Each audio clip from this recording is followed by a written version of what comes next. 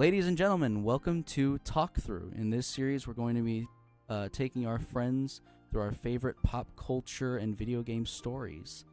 So, I'll go and introduce myself first. I am Mute. I'm the one with the brown hair that is talking at the moment. Next to me is Green, or GreenSpleenSubmarine from his channel. Hi everyone, this is GreenSpleenSubmarine. You might know me from narrations and stuff. Submarine. Yeah, you might know me from the hit channel GreenSpleenSubmarine, where I, GreenSpleenSubmarine, read things. Hello. And then to his right, wearing the goofy hat and the red hair, is Krautman. Good afternoon. You know me from nowhere. Don't feel guilty. I don't know how I don't know why he's here. Because we made a just deal. The last guy ditched on us, so we had to fill There in. you go. Okay, and then one more quick housekeeping thing. I would like to thank Monty, Neil, and Chase from the LoreDump channel for inspiring this little series of events. Their channel will also be in the description along with GreenSpleenSubmarines. Okay, so first things first.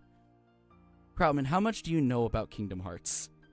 I know that there are edgy anime people alongside Mickey Mouse and Donald Duck, who happens to be the most powerful mage of all time, and that is about it. Okay. And Green, how much do you know about Kingdom Hearts? I know it has some banger intro music. I know that Mickey Mouse is there, much like my friend Krautman here. And I know there's a dude with spiky hair, and then also there's a blonde guy in the second game that is also the guy with the spiky hair, but they're the same guy, but they're different. Okay. Or something. So, a little bit of background info on what Kingdom Hearts is. It is a strange chance encounter that brought this series to us.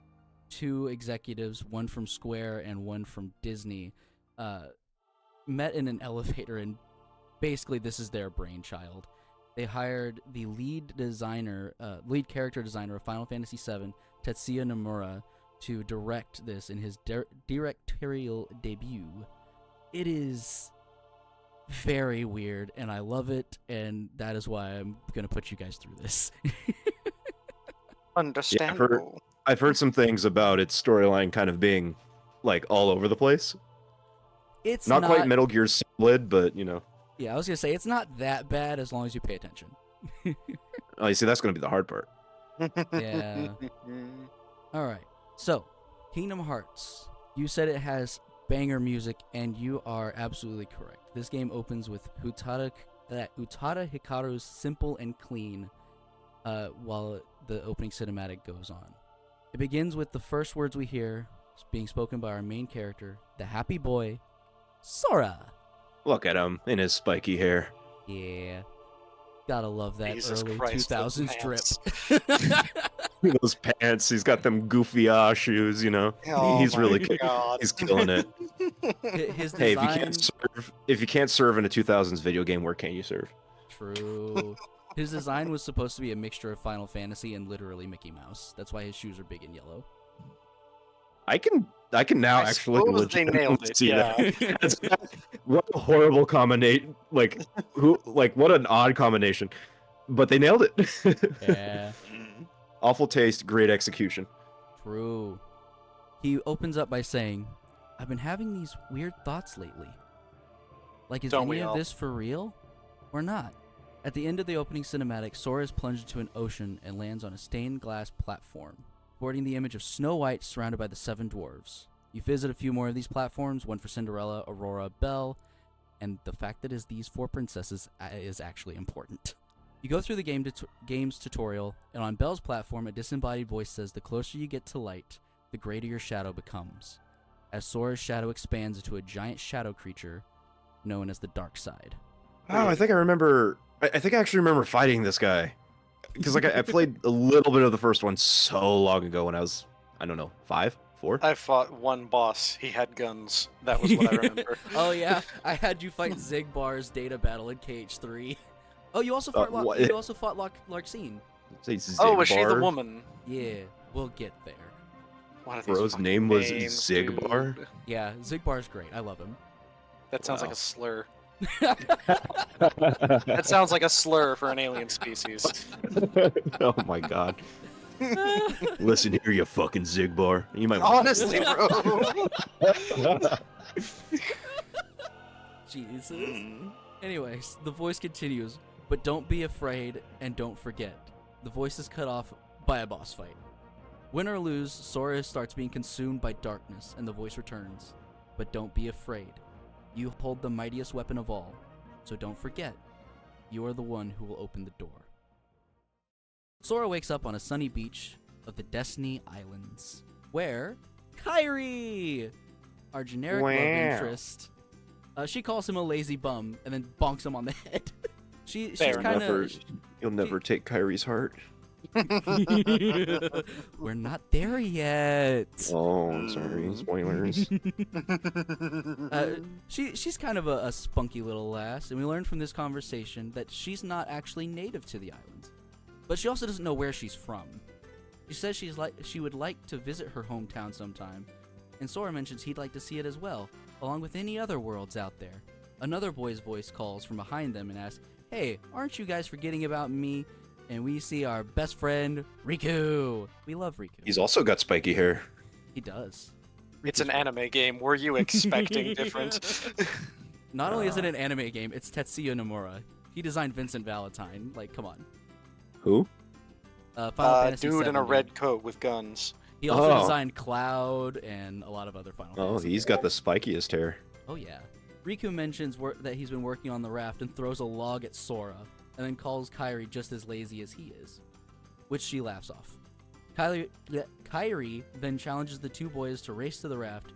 We collect some supplies to finish building it, and we cut to later that evening where the three friends are talking about where they're going to go with their raft. They seem to have it on their minds that there are other worlds out there for them to explore, including Kairi's home. Sora is the only one who is like, how far can a raft actually take us? And don't they plan to sustain themselves only on weird star fruit or something? So the food they collect are mushrooms, a single canteen of water, and like 5 fish. What about the girl with the jump rope that you beat the shit out of? I can't remember her name. I can't remember nobody's names. The guys with the volleyball, you'll chuck them at you really fast. So the girl. Yes, they just ate the other people that they attacked. The girl with the jump rope is Selphie from Final Fantasy IX. They were Final Fantasy characters. Yeah. The dude with the ball is Waka from Final Fantasy X, and the kid with the sword is Titus from Final Fantasy Wow. X. Yeah. It's very Final Fantasy. We also learned that Riku is eager to leave the islands, and that he hasn't actually thought about what he's gonna do, or how far they can get.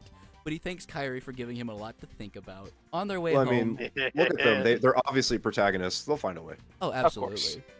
On their way home, Riku throws a star-shaped fruit at Sora and asks, "You wanted one, didn't you?"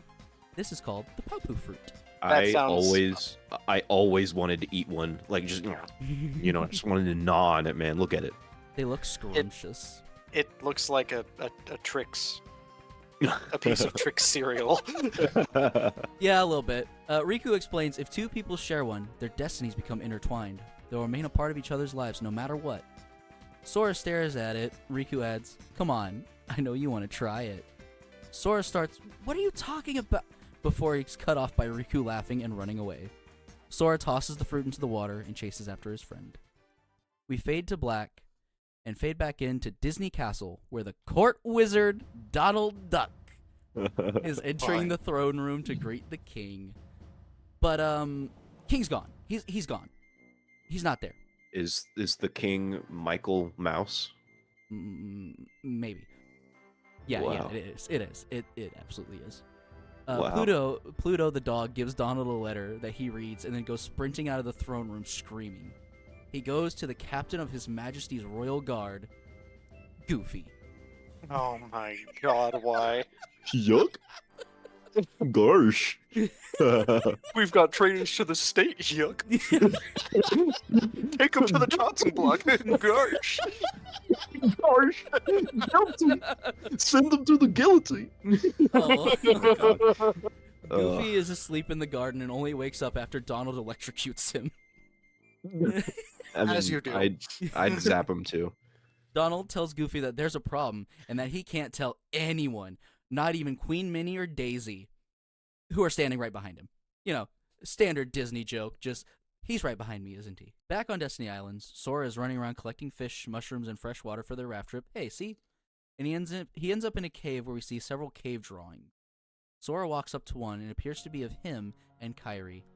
We see a brief flashback of the two when they were 6 years old, drawing each other on the wall. Kairi drawing of Sora is obviously much better than his of her. As He one tried. does. He tried. Are there other Destiny bananas involved? That's the only thing I'm going to call them. They Anyone are the Destiny fruits of fate, the Destiny bananas. Oh, I Lord. refuse to call them a pow pow fruit or whatever Pow the poo name was. Why don't That you want- sounds why don't- unappetizing. You don't want to eat the pow poo fruit? Surprisingly, no. I don't need a fate banana. Not willing to eat the fate banana. Not gonna make it. Aw, Sag. But come on, man. We're supposed to share the Papu fruit. We're supposed to be connected forever. Anyways, we cut back to Sora. We cut back to modern Sora, who's adding to the drawing, making it to where it looks like he's giving Kairi a Papu fruit. He loves her. I said He wants generic. their destiny. He wants their destinies to be intertwined. If you know what I'm saying. Is that what the kids are calling it these days? They're Yes, 14 sir. years old. Oh fuck! Oh no. Actually, I think she's 13. Exposed. You're a real VTuber now, Green. Yeah, no. You can still get the minor victory in this match, and I went, hey, I may be a YouTuber, but I don't go after minors. And that one person to the right of me just stared at me. That was great. Sora gets startled by a robed figure standing behind him, who in the commanding voice of Billy Zane says, "I've come to see the door to this world. This world has been connected." Billy Zane is the guy from Titanic. I've never seen the Titanic. Neither have I, but I know he's there. I put the Bro, coat, how am I the only person in here who's watched the Titanic? I put the coat on the girl. That guy. I know what happens at the end. Why would I watch it? Bro. That's out of pocket, but correct. It's really not worth the watch. Unpopular opinion. It's kind of mid. Dang. And you have to suffer through Celine Dion, so, you know. Already getting the Oh, spicy damn. takes. Anyway. Yeah, I'm sorry far. I'm getting you canceled about this. Bring Wherever it. you are. Anyways, Sora's like, bro, what? And the robed figure continues, tied to the darkness, soon to be completely eclipsed. You do not yet know what lies beyond the door. There is so very much to learn. You understand so little. Sora's just like, oh yeah, well, I'm gonna get out there and learn what's out there. And the road man shuts him down. A meaningless effort. One who knows nothing can understand nothing. Damn, Oh. he really said you ain't got no knowledge, and also your shoes goofy. This Goofy's the dog. this Disney Final Fantasy game can really flip flop on tone, huh? Yeah. You Really got bad. Destiny the Bananas tone one is- turn, and then you got a hooded figure in a cave talking to you about all sorts of wacky stuff. Yeah. The tonal shifts I can only describe as neck shattering, to be honest. Oh. It's great. Just wait, man. It gets so good. Anyway, the figure vanishes, and Sora looks at a random wooden door in the cave and leaves. He's just like, yeah, whatever, man, and just walks away. Sora goes to Kairi, who is making a good luck charm out of seashells in the shape of a star. They call How it a sweet. day and sit on the dock where Kairi mentions that Riku has changed, and she suggests that her and Sora just take the raft and leave. Fuck this Riku guy, am I right? Real. Sora's like, the fuck? And she laughs it off, saying she was afraid at first, but now she's ready, because she knows no matter where she goes, she can always come back to the islands. She tells Sora to never change, and then says that she can't wait to set sail. How sweet. We cut back to Disney Castle, where we learn the contents of the letter. The king mentions that the stars have been going out in the sky, and he had to leave to see what is going on. He tells Donald and Goofy to find a key and to stay with it.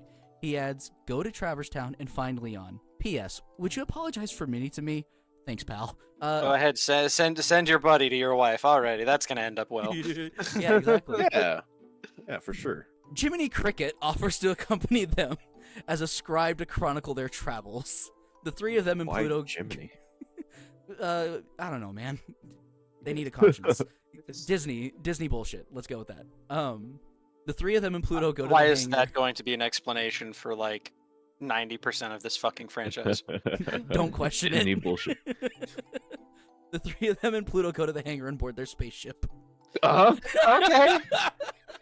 So the medieval kingdom with a court wizard and a captain of the guard just casually have an interstellar transport. Yeah. Is this Warhammer 40k? It's Kingdom Hearts just Warhammer? Just Disneyfied Warhammer. Maybe. Also, this game was released on the PlayStation 2. That is an intentional style decision for the ship because it's made out of things called gummy blocks. The spaceship is literally made out of space candy. Kinda looks like ass, bro.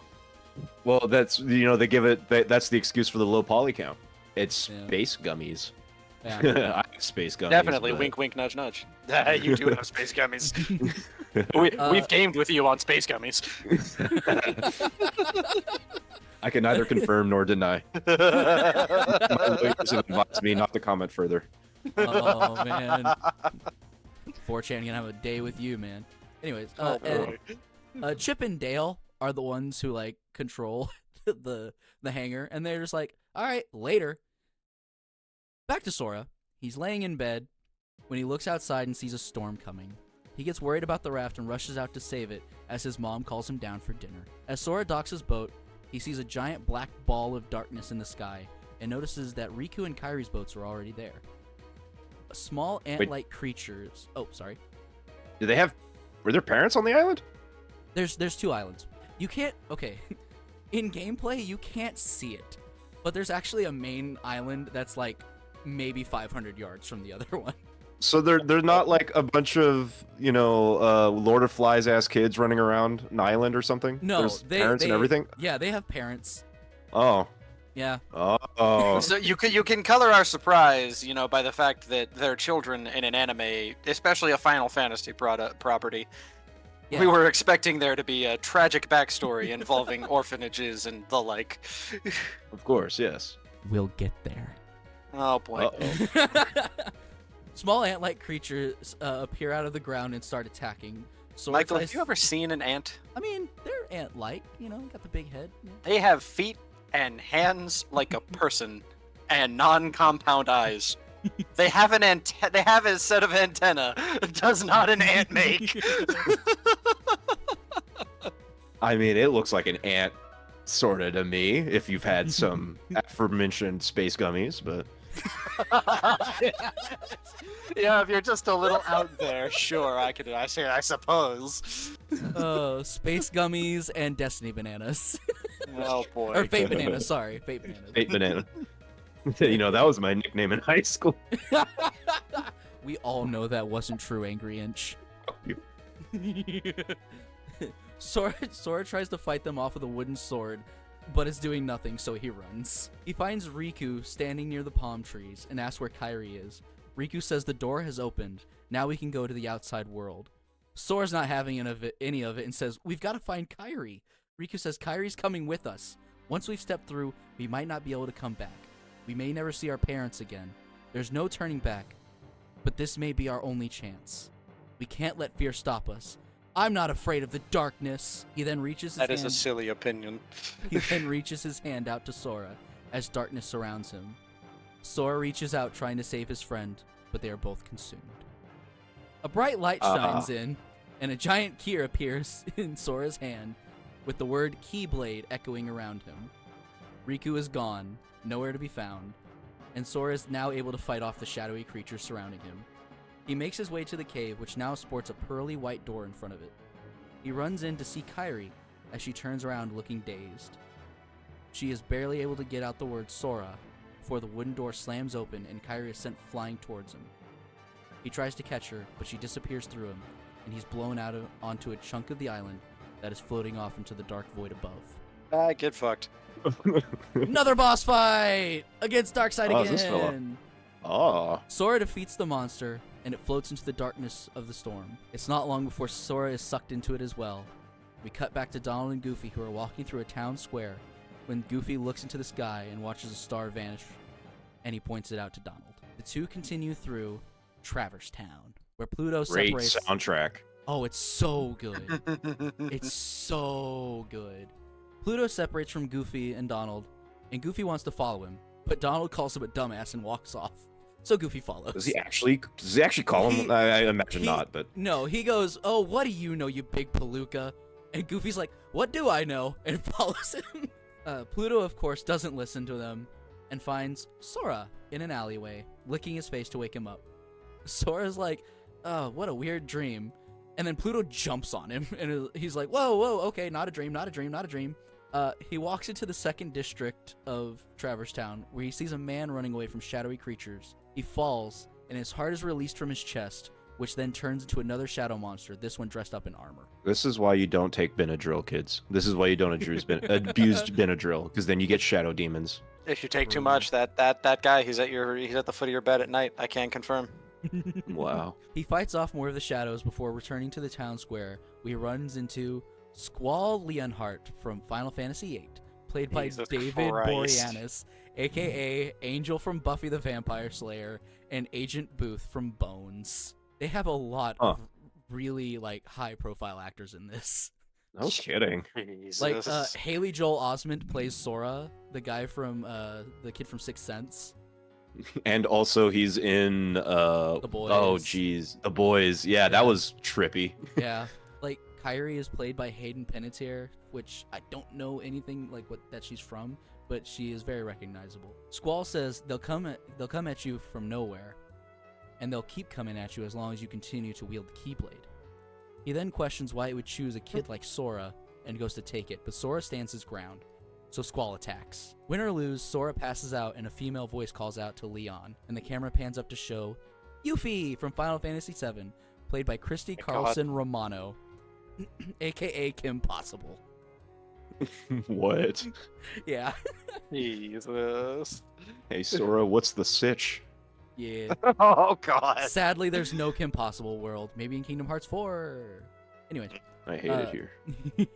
Squall, who I will now be referring to as Leon, comments that there are a lot of things that are worse. There are a lot worse than they thought, and we fade to black. Also, there's a reason why he goes by Leon. It's stupid, and so we're not going to talk about it. No, that's important. Why does he go by Leon? I'll explain it when it comes up. We cut to Riku waking up. It is going to come up, okay. Yeah, we cut to Riku waking up on a stone floor in the middle of a strange water feature. He calls out for his friends as he stands up, and we zoom out to see a mysterious figure watching over him. Ooh. Hey kids, this is the kind of shit that happens when you say, "I'm not afraid of the darkness." You wind up Yeah. in the darkness. Yeah. Any guesses? The as shadow to, demons end up at your door. Happens to all of Any us. Bingo. guesses as to who this individual could be? Maleficent. I don't know. Hey. Maleficent. Generic evil dude in a robe. Number Look 4. at them nails. Look at them nails. They ain't an evil dude. You ever seen an anime? Hey. Those could be claws for all you know. Them nails is done nice, okay? Them nails is 4 pixels. I don't know what you mean. This lady is serving, okay? So, you know. We transition back to Donald and Goofy still wandering around Traverse Town, and Goofy is commenting that it sure is spooky. Donald says he's not scared as a hand comes into frame and taps his shoulder, sending him into a panic. He turns around and sees Aerith from Final Fantasy VII, played by Mandy Moore, aka Rapunzel from Tangled. Doesn't she get got in Final Fantasy? No, wait, no. That's somebody else. No, that's her. I was about to say, Oh, does Sephiroth come out and absolutely own the shit out of her in front of a Disney character? Because I would pay to watch that scene. We'll get to Sephiroth. Hey. She asks Donald and Goofy if the king sent them, and then we cut to Sora, who wakes up in a hotel room to see Kairi standing over him. She's safe! Yay! She's been trying to wake him up. He says, "I'm so glad you're okay, Kairi." And she responds with, "Kairi? Who are you talking about? I'm the great ninja Yuffie." Shit. Oh. She comments, Damn, the hallucination's already happening. She comments, You may have overdone it, Squall. And he responds saying, that's Leon. Okay, I'm just going to explain it now. Basically, they lost their world, and Leon thinks it's his fault for not protecting it good enough. So until he can basically reform the world or save it or whatever, he wants to go by Leon instead of Squall. It's dumb. It is Not so a phase. dumb. It's not a phase, Dad. Silly, edgy anime bullshit. Yup. Leon says that the creatures will probably find them soon, and that it's hard to believe that Sora is the chosen one. Leon picks up the Keyblade, and it vanishes from his hand and returns to Sora.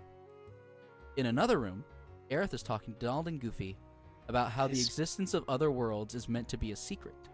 But that was because before, they weren't connected. But now the Heartless are connecting them. The Is Heartless that the Benadryl demons? Yeah, the It's Heartless just are the so shadow creatures. incongruous to see fucking Goofy and Donald Duck and Aerith Gainsborough and their own native art styles in the same room. It's wrong. just- My brain you have says to- no. Wait, You have to appreciate them just willing to throw them together without any compromise Honestly. for art style. Tetsuya Nomura is a crazy That man, shit. and I love him. He's so great. It gets so much weirder when we get to Kingdom Hearts 3 because they're in like Unreal Engine 4 at that point. Oh my god. And it's jarring to say the least. Back to Sora, Yuffie is explaining to him that the Heartless are the creatures that have been chasing him.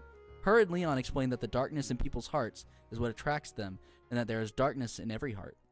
Aerith asks if Donald and Goofy have ever heard of a man named Ansem, who was studying the Heartless. He had written a detailed report of his findings, but when the Final Fantasy character's world was lost, the report was scattered to many worlds. Oh, Yeah. I'm learning. Ah, yes, I see. I don't get it. I guess I totally understand. Doesn't understand at all. Sora tells Yuffie and Leon he didn't want to be the chosen one, but they hit it with a "too bad, you're the chosen one. Go do chosen one things." Sora then finally remembers that his whole world got swallowed by the darkness and asks what happened to them. I think he literally says like, "What happened to my island, my parents, Riku, Kairi?"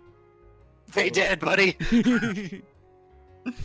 Leon's like, "I don't know, man." I don't know. Fuck, man, you got parents? I don't know. They're gone or something. I don't, you didn't figure it out. Usually we don't have parents for long around here. We're used to that.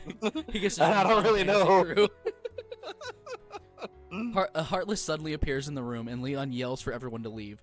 The door slams open, smashing Donald behind it as everyone escapes. Oh my god. Okay, I didn't put it in the script, but there's actually a moment where like Donald and Goofy are talking to each other, and Donald is like out of frame, so he literally grabs the camera and pulls it down to him. Like I said, the tonal shifts can only be described as giving me whiplash. Yeah, this game is great. It's so good. Sora runs around Traverse Town searching for the Heartless leader on Leon's suggestion, barely missing Donald and Goofy as they continuously make their way around the town before finally coming together in the 3rd district. Okay. Great frame. But yeah, Donald and Goofy literally get thrown off of a balcony by Heartless and land on him, and they're just like, "Oh hey, the key!" as they see his Keyblade. The trio fight off waves of Heartless until the boss drops in, the guard armor. With the boss That's defeated, not an armor. I mean it is. It's armor, just without the person. Okay. Don't question it. Boss, I'm questioning it. With the boss I'm defeated, for real. I'm questioning. with the boss defeated, Donald and Goofy tell Sora they need to come with him and travel to the other worlds. Sora wonders if he'll find Riku and Kairi on their adventures, and Leon encourages him to go along. Donald and Goofy mention that their ship runs on happy faces, so he needs to look funny like them. So he smiles. That's in my nightmares. That's a great frame. That's an awesome frame. That's horrific. That You know what? You don't like spiky anime boy Higo? Oh, God. We might have been thinking it, but you didn't have to say it. Oh, That's vile. they all laugh it off, and Sora agrees to go with them. They put their hands together and say, "All for one and one for all." We switch. You haven't earned the Three Musketeers. Oh, just wait until Dream Drop Distance, buddy. God. All right, which one is that one? The 7th or the 13.2 game? I think that was the 87th, but I can't I'm remember. pretty sure actually you're right. I think it is 7. Oh, Jesus, wept. So there are seven, huh? There's like, more than. There's like 13 games right now. Bruh. Actually, I think maybe Kingdom Hearts 4 will be number 13. I don't know. I'd have to recount. What about the one on the Game Boy? We'll get there. That's the next game in the series. Oh, Oh, God. We switch to a shadowy room where a shadowy group of individuals stand around a shadowy table. Ooh. the CIA. I'm gonna go grab some rum and just take a shot every time you say shadow or shadowy or shadowed or something. Oh man, dude. The drinking game is Keyblade Light Darkness Heart. I think I would die by this Oh, point alone. you would be gone. Anyways, one remarks how they're surprised that little Squirt took down the Heartless. A second responds, such is the power of the Keyblade. A third wants to turn him into a Heartless, while a fourth remarks that Donald and Goofy are the king's lackeys, and commenting that they're all bilge rats by the look of them, before a fifth member says, "You're no prize yourself." And the sixth member makes her way in, Maleficent, saying that Sora could be the one to conquer the darkness, or will it swallow him? Either way, he could be quite useful. Ah, so it was that lady that Yeah, it I was can't remember Maleficent. the name of now. Ah, Yeah. okay, cool. She just said it, bro. Do you want to know the rest of the council, or do you want it to be a surprise? Well, I know one of them's Peter or the Captain Hook. I think. Who else would mention bilge rats? Captain Hook. Yeah. He's a pirate. Yeah. I know they're all Disney villains Ooh. because we haven't gotten to the weird dudes in the other robes yet. We'll get there. Oh yeah. That's I've next, only heard mention in a Maxor video, so I don't know anything about them. That's next game. Oh boy. Sora, Donald, and Goofy go to Wonderland, which has a Ah. banging soundtrack. Oh, it's so good. I'll be with you, Chief. I only remember Traverse Town. That's fine. The music of Kingdom Hearts is phenomenal. Like That's nothing special. I can get to Wonderland with a certain substance too. It's me. those space gummies, baby. Hey, Space gummies and fate bananas. there you Yeah. go. They follow the White Rabbit through the talking door and attempt to save Alice from a trial where she's being accused of trying to steal the Queen of Hearts' heart. SDG, that's what I'm going to refer to them as for now on, get involved and tell the Queen that they'll find the real culprits. They explore through Wonderland searching for evidence to acquit Alice, fighting off Heartless as they go. When they return with the evidence, it is revealed that Heartless were responsible. The Queen says, "Nah, seize them all." And you do a boss fight against card soldiers and a tower thingy that is keeping Alice in a cage, held up next to the Queen's seat. SDG beat the soldiers, destroy the tower, and when they go to retrieve Alice, she's gone. Of course, I it think couldn't be that easy. I think I remember reading that they actually got the original voice actress of Alice to reprise her role in this, and she was 60, 70, 80. She was up there in age when she did it, but she still was able to hit the voice and tone perfectly. It's funny that she actually gets used for like a few characters in this game. Really? Yeah. Huh. Because she also plays Wendy from Peter Pan. Ah. The Queen sends her card guards to find Alice, and SDG follows suit. Cheshire Cat mentions that she was taken by the shadows and continues to speak cryptically. Throughout the rooms of the world, they continue on until they reach the talking doorknob, where you have a boss fight against the Trick Master. He is so hard. He is so annoying. What a crazy design he's got there. I cannot tell what the fuck he is. Very Boss-esque, I think. So, in the boss fight, if you don't do some of the optional stuff in Wonderland, you won't get the frost spell or the freeze spell. So he like lights a furnace to light his little weapons, and he launches fireballs at you. If you don't have the freeze spell, you can't turn off the furnace. Nice. So yeah, it gets really hard if you don't have that. After the boss is defeated, the doorknob complains about the racket. Sora's keyblade starts to shake in his hand, and it points itself at the doorknob's keyhole. and fires a freaking laser beam into his mouth. As you do when you unlock doors. I mean, that's what I did to get into my house earlier. We go through a fortune at Lowe's. The sound of a locking, not unlocking, door can be heard as the beam goes away and a gummy block plops to their feet. Confused about what just happened, SDG turned to the Cheshire Cat, who says, Alice is gone. She's no longer here, so heck off. Descriptive. They wonder where Alice could have gone and leave, arriving at Olympus Coliseum. Oh, God. Isn't this Did they bring in Danny DeVito to play the Goat Man? Unfortunately not. It's someone Unplayable. doing a Danny DeVito impression. Absolutely unacceptable. Unacceptable. Why even bother? They encounter Phil in the lobby of the Coliseum. Frat. Okay, okay, you have to put that image on screen too.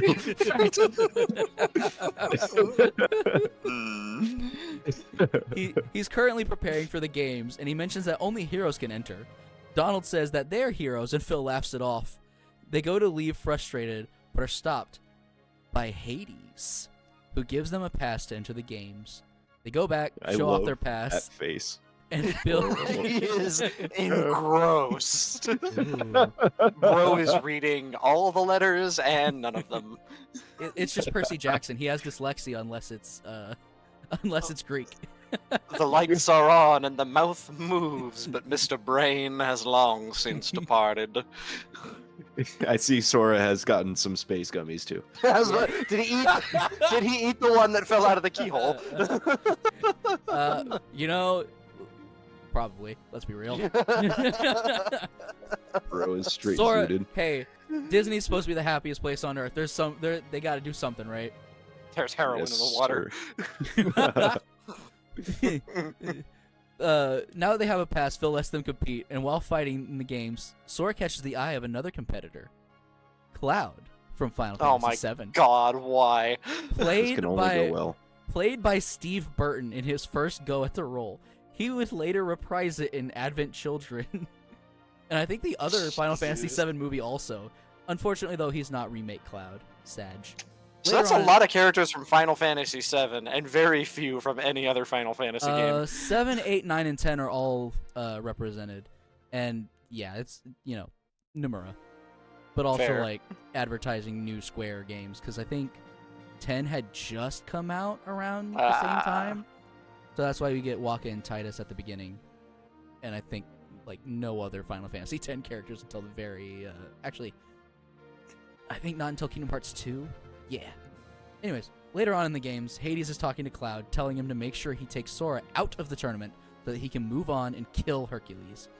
Cloud says that the contract was only for Hercules, but Hades reminds him that he made the contract and that the only way he can get to Hercules is if he kills the kid.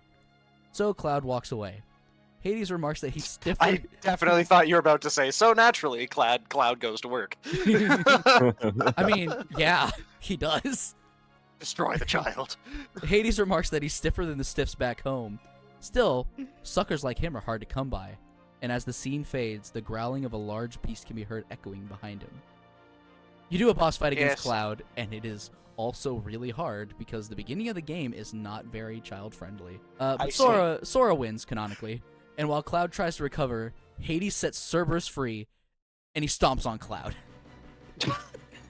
Hercules steps in between them and fends off Cerberus, while SDG go back to help out Hercules. Look at that. Yeah. PS1 Hercules.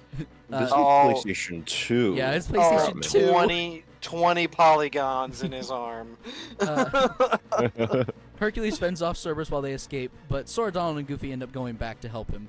Now he's carrying an injured Cloud, and SDG fight Cerberus, while Hercules gets Cloud to safety. They manage to defeat the Underworld's biggest, bestest boy. Biggest, bestest? Biggest, Wow. bestest boy. Phil dubs them junior heroes, and they head out as Phil remarks that he can't believe that they managed to beat Cerberus, to which Hercules leans in and says, I already worn him down a bit. Keep that a secret? And Phil's just like, my lips are sealed. Sora sees Cloud outside as they're leaving and asks why he was working for Hades. Cloud says he's looking for someone, and Hades promised to help. He tried to use the power of darkness to his advantage, but instead it backfired and made it to where he couldn't find the light. Sora, being a good boy, reassures Cloud that he'll find it, and that Sora is looking for his own light as well.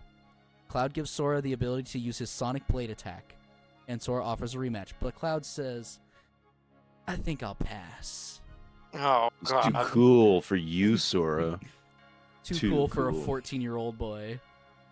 Wow. Jesus. They go their separate ways, but SDG do eventually return to enter another tournament where they beat Hercules in a fight, find the keyhole to the world underneath a stone pedestal in the Coliseum lobby. Sora locks it, and they leave. While flying through space, Sora, Donald, and Goofy get into an argument, causing the ship to crash into the jungle world.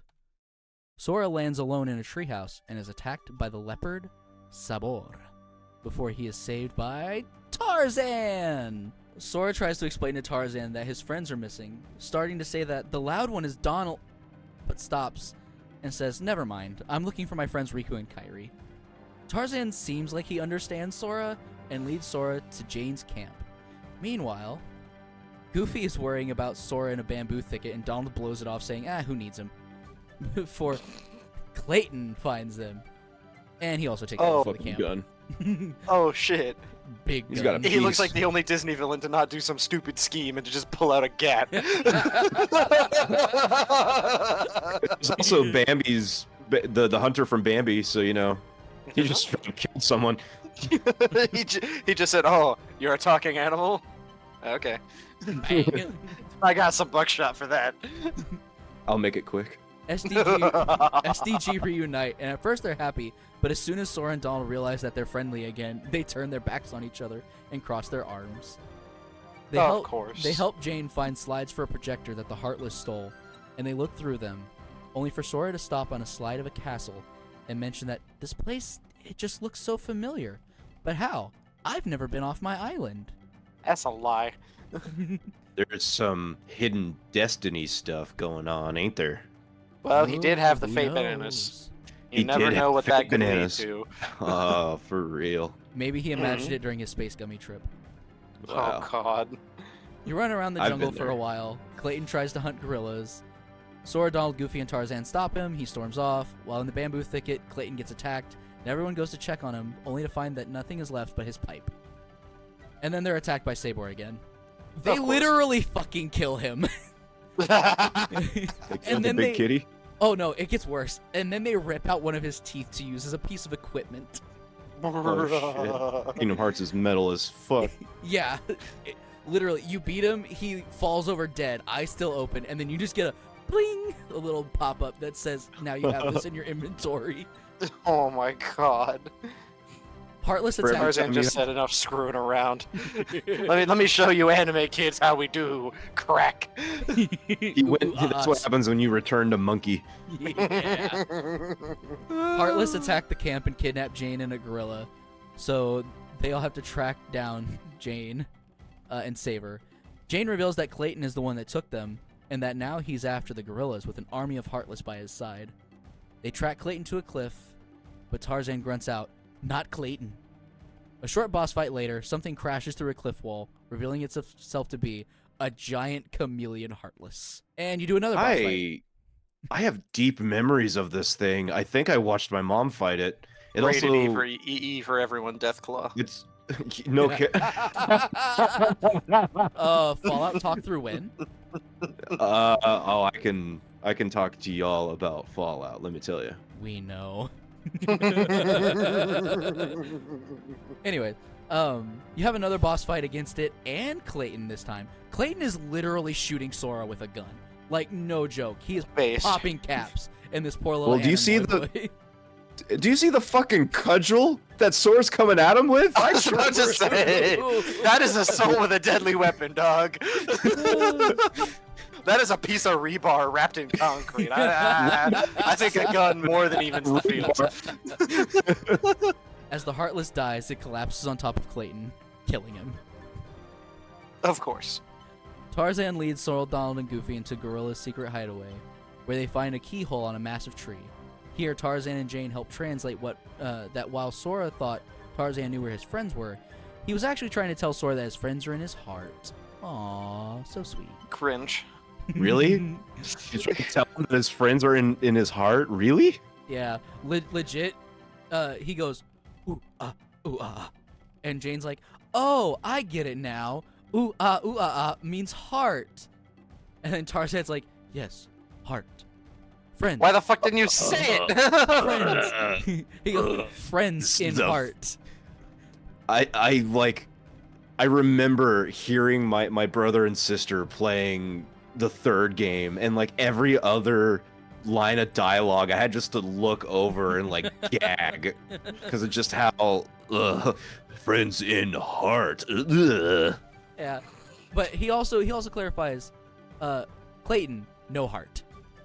Ooh. Well, yeah, it's been crushed by a giant chameleon. Guys. Sora and Donald say their apologies, and Sora takes out his keyblade, shooting a beam into the keyhole in the tree.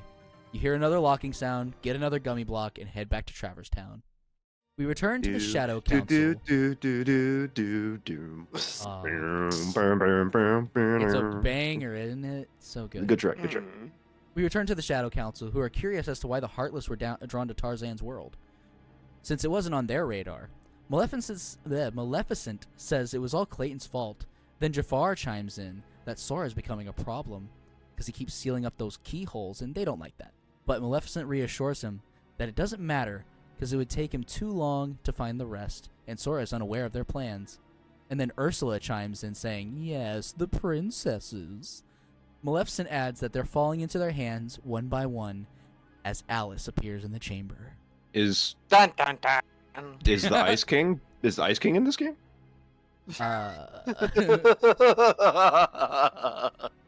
Actually, Tom Kenny, the guy who plays Ice King, is in the third game. He's in Kingdom Hearts 3. Jesus. Yeah. He plays Rabbit from Winnie the Pooh. Anyways, Okay. back in Traverse Town, Leon is training in the sewers. Of course. Where else would he be? You gotta grind. You gotta grind out. The first couple levels on rats. That's how RPGs go. Sora mentions that he found some more keyholes, and Leon says that every world has one that leads directly to the heart of the world. Take another shot. The Heartless, the Heartless search for these keyholes so they can crawl into them and corrupt the hearts of the worlds, dragging them into the darkness. There's 2 shots in that one. Wow. They visit Sid. Why? They visit Sid from Final Fantasy VII, who gives them a book to deliver to a secret house in town. When they arrive at the house, it's abandoned, and Sora hallucinates that Kairi is walking around, mentioning that something about it reminds her of the cave back home. She disappears, and in walks Merlin from the Sword in the Stone. This is Merlin's house, and the fairy godmother's also here. Just casually, Merlin, the great wizard. Yeah, Of course. And the fairy godmother from Cinderella. She actually will save, you'll get little crystals when you're playing through the game, and you can bring them to her, and she'll give you battle summons for them. You can get Mushu from Mulan, Simba from Lion King, Bambi and Dumbo. It's great. The king requested them to assist Sora, Donald, and Goofy with their magic. They drop off the book for Merlin to inspect, and they leave. When they leave, they run into Riku, who now has this really cool bat sword. That doesn't man look is ominous. That doesn't look ominous at all. There is murder in those eyes, and definitely in that sword. That sword whispers dark things to him while he slumbers. The eye is important. And I'm gonna leave it at Don't that. say. I'm gonna leave it at that. Sora is surprised and checks to see if Riku is real by throwing his fingers into his mouth and pulling on him. As you do. I mean, that's how I greeted Krautman here at the game store earlier. I can confirm. Sora says, I'm not dreaming this time, right? To which Riku responds by saying that he hopes not because it took forever to find him. Sora asks where Kairi is, but Riku thought she was with Sora, and then says she probably got away too and is looking for them right now. As Riku continues on, a Heartless appears behind him and goes to attack, but Sora strikes it down. Sora continues to explain that they've been traveling to other worlds searching for them, and Goofy adds that Sora is the Keyblade Master. And Riku says, so this is called a Keyblade? And they all look to see how he got it in his hand. Sora is shocked because it was just in his hand, and now it's in Riku's. And we don't see Riku take it. That's important to know. Interesting. Homie's evil. Homie's so evil. Riku gives it back. He's scheming. Riku gives it back, and Sora tells him to come with them, but Donald's like, nah, heck off, Riku. And so Riku leaves. Donald and Sora argue about it, and they're like, well, at least he's safe. Sora, Donald, and Goofy meet up with the Final Fantasy crew, who tell them that Maleficent has been in town, and she's the reason the Heartless are in Traverse Town. To begin with, and that the Final Fantasy crew lost their world because of her. They mention Ansem again, saying that he was their ruler, and that he studied the Heartless, and they once again encourage Sora to find his reports. Outside, we see Maleficent standing with Riku, saying that Sora's replaced him with new friends that he likes more, so he's better off with her. Just gaslighting. Alright, he gets possessed, doesn't he? Gaslighting a 14-year-old boy. Woo. Yeah, he's gonna get possessed. I'm calling it. Sorrel? What? Sora, Donald, and Goofy continue through the town and find Pinocchio hiding in Sid's shop. Jiminy reunites with him and reminds him that he needs to be a good boy. Neither of them know where Geppetto is, though, so Jiminy says he'll go out and find them. Who is Sid? Because I'm just imagining that weird freak from Toy Story. In Final Fantasy VII, he is a mechanic that basically helps out the team with their airships and stuff. In Final Fantasy XVI, he's really cool, and I love him. He's great. He's the icon of Rama. There's a Sid in every Final Fantasy game, pretty much. Wasn't it a woman in 15, the mechanic? Yeah, she was. Okay. And the horny strikes with a vengeance. Gotcha. There it is. There it is. I know what I'm about. Whoa. Jiminy tells Sora, Donald, and Goofy that they're gonna help, and then tells Pinocchio to stay put. They stop back at Merlin's house for some magic training, and while there, Merlin tells Sora that the book they dropped off has a world inside of it, but some of the pages are missing. How sad. While exploring the other worlds, you'll find torn pages, and they tell the story of Sora's adventures in Winnie the Pooh with his friends. Technically, you don't get the last chapter until the end game, but it's completely optional, and no one really cares, so I'm gonna do it right now. Sora enters the world of the book and finds Pooh sitting on a log. Is this where the clip where you see Pooh's like spirit, he like fucking dies or something, and you see his spirit into the ceiling? I think that's in Kingdom Hearts 2, but yes, this is the franchise where that comes from. Sora asks what's going on, and Pooh says he's thinking about how to say goodbye to Pooh. Sora asks, Pooh? And Pooh responds, yes. And it's confusing to Sora, who asks, wait, you're Pooh? Pooh confirms and asks if Sora has come to say goodbye to Pooh too. But Sora is like, bro, we just met. Pooh says that everyone's gone away, and they all used to live here and walk and play together. They used to play Pooh Sticks and eat honey. But now everyone's gone, and so is his favorite Pooh honey Sticks tree. sounds like a distinctly unappealing game. Yeah, I'm just gonna doesn't say it? Pooh sitting on a log and Pooh Sticks. The fucking wordplay of geniuses, boys.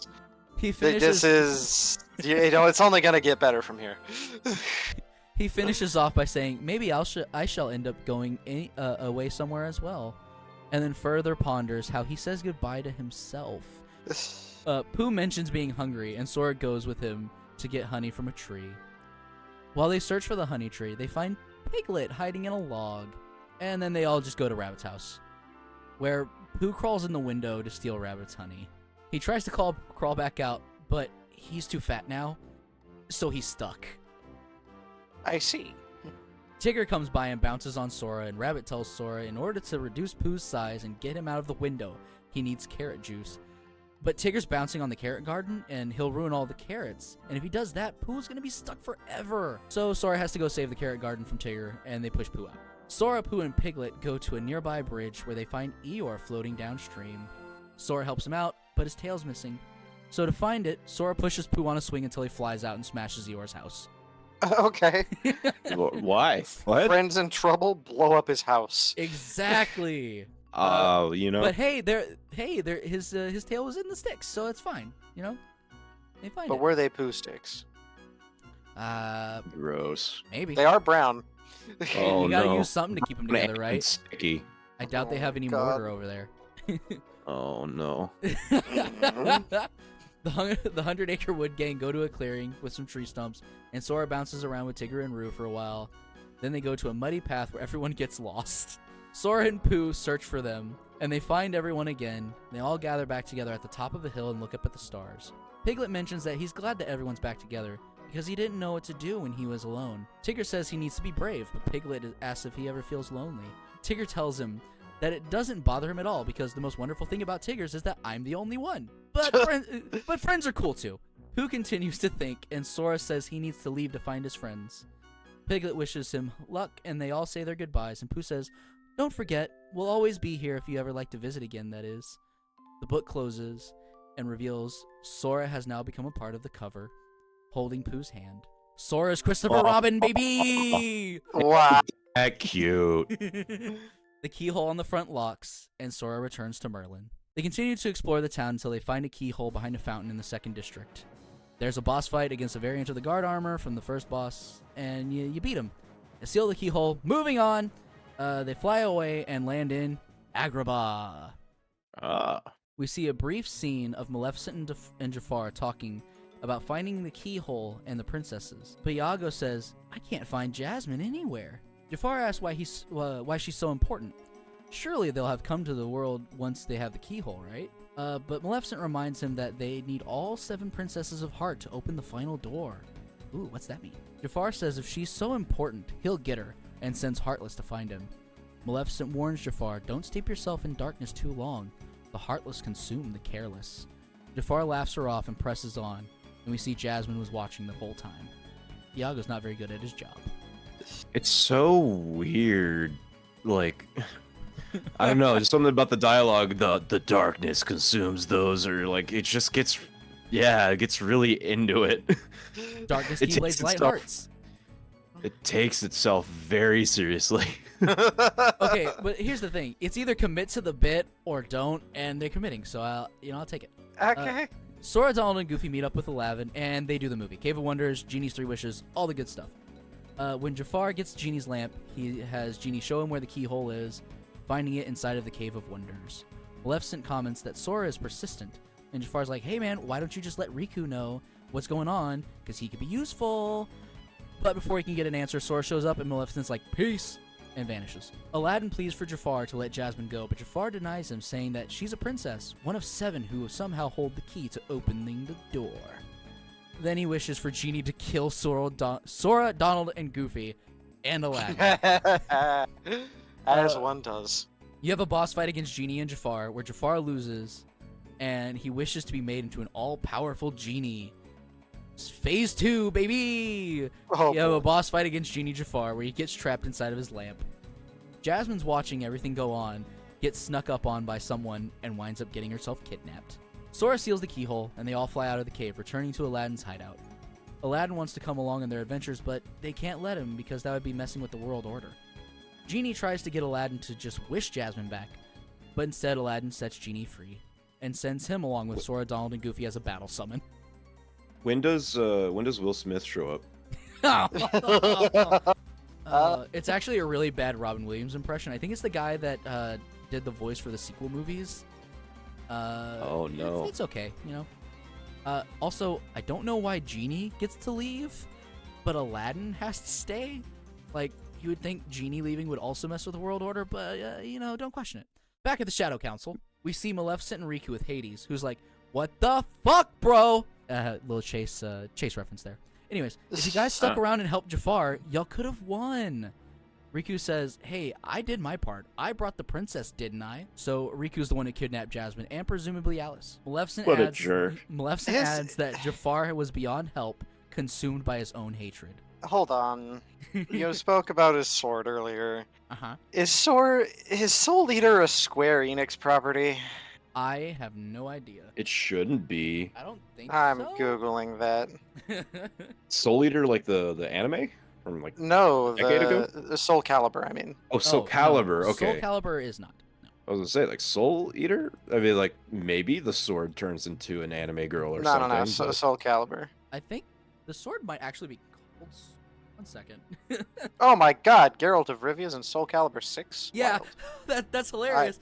haven't His played sword is Soul actually Calibur called the 4. Soul Eater. Wow. Oh, Whoa.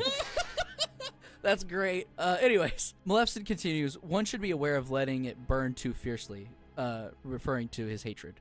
Hades says, lighten up, I'm as cool as they come, okay? And then mentions that they have a surprise for Riku. And an image of Kairi appears on the stone table in front of them. Hey, turn to evil, gonna we'll give you a girlfriend.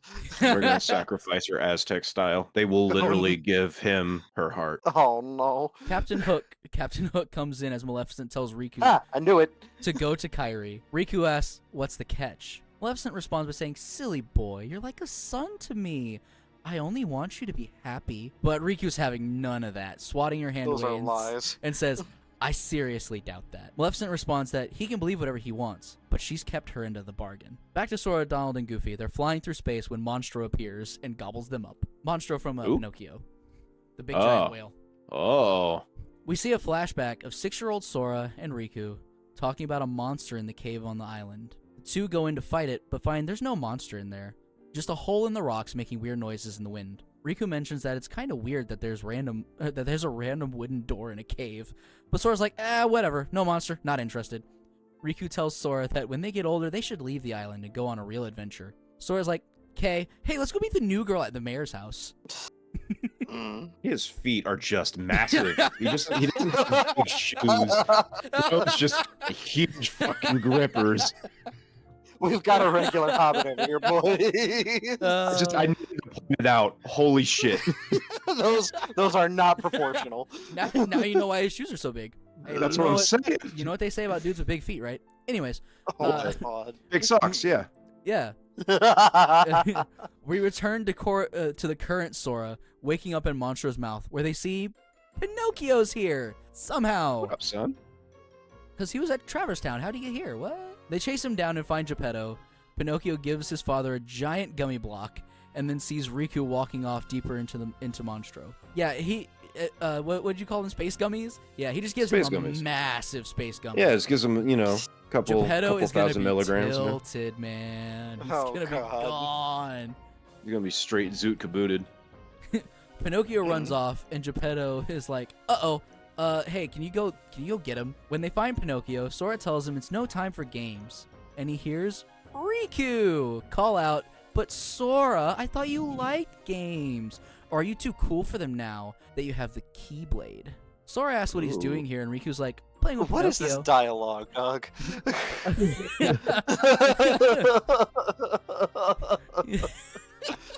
What is this schoolyard Final Fantasy bullshit? 2002. Remember. baby. Remember, 2002.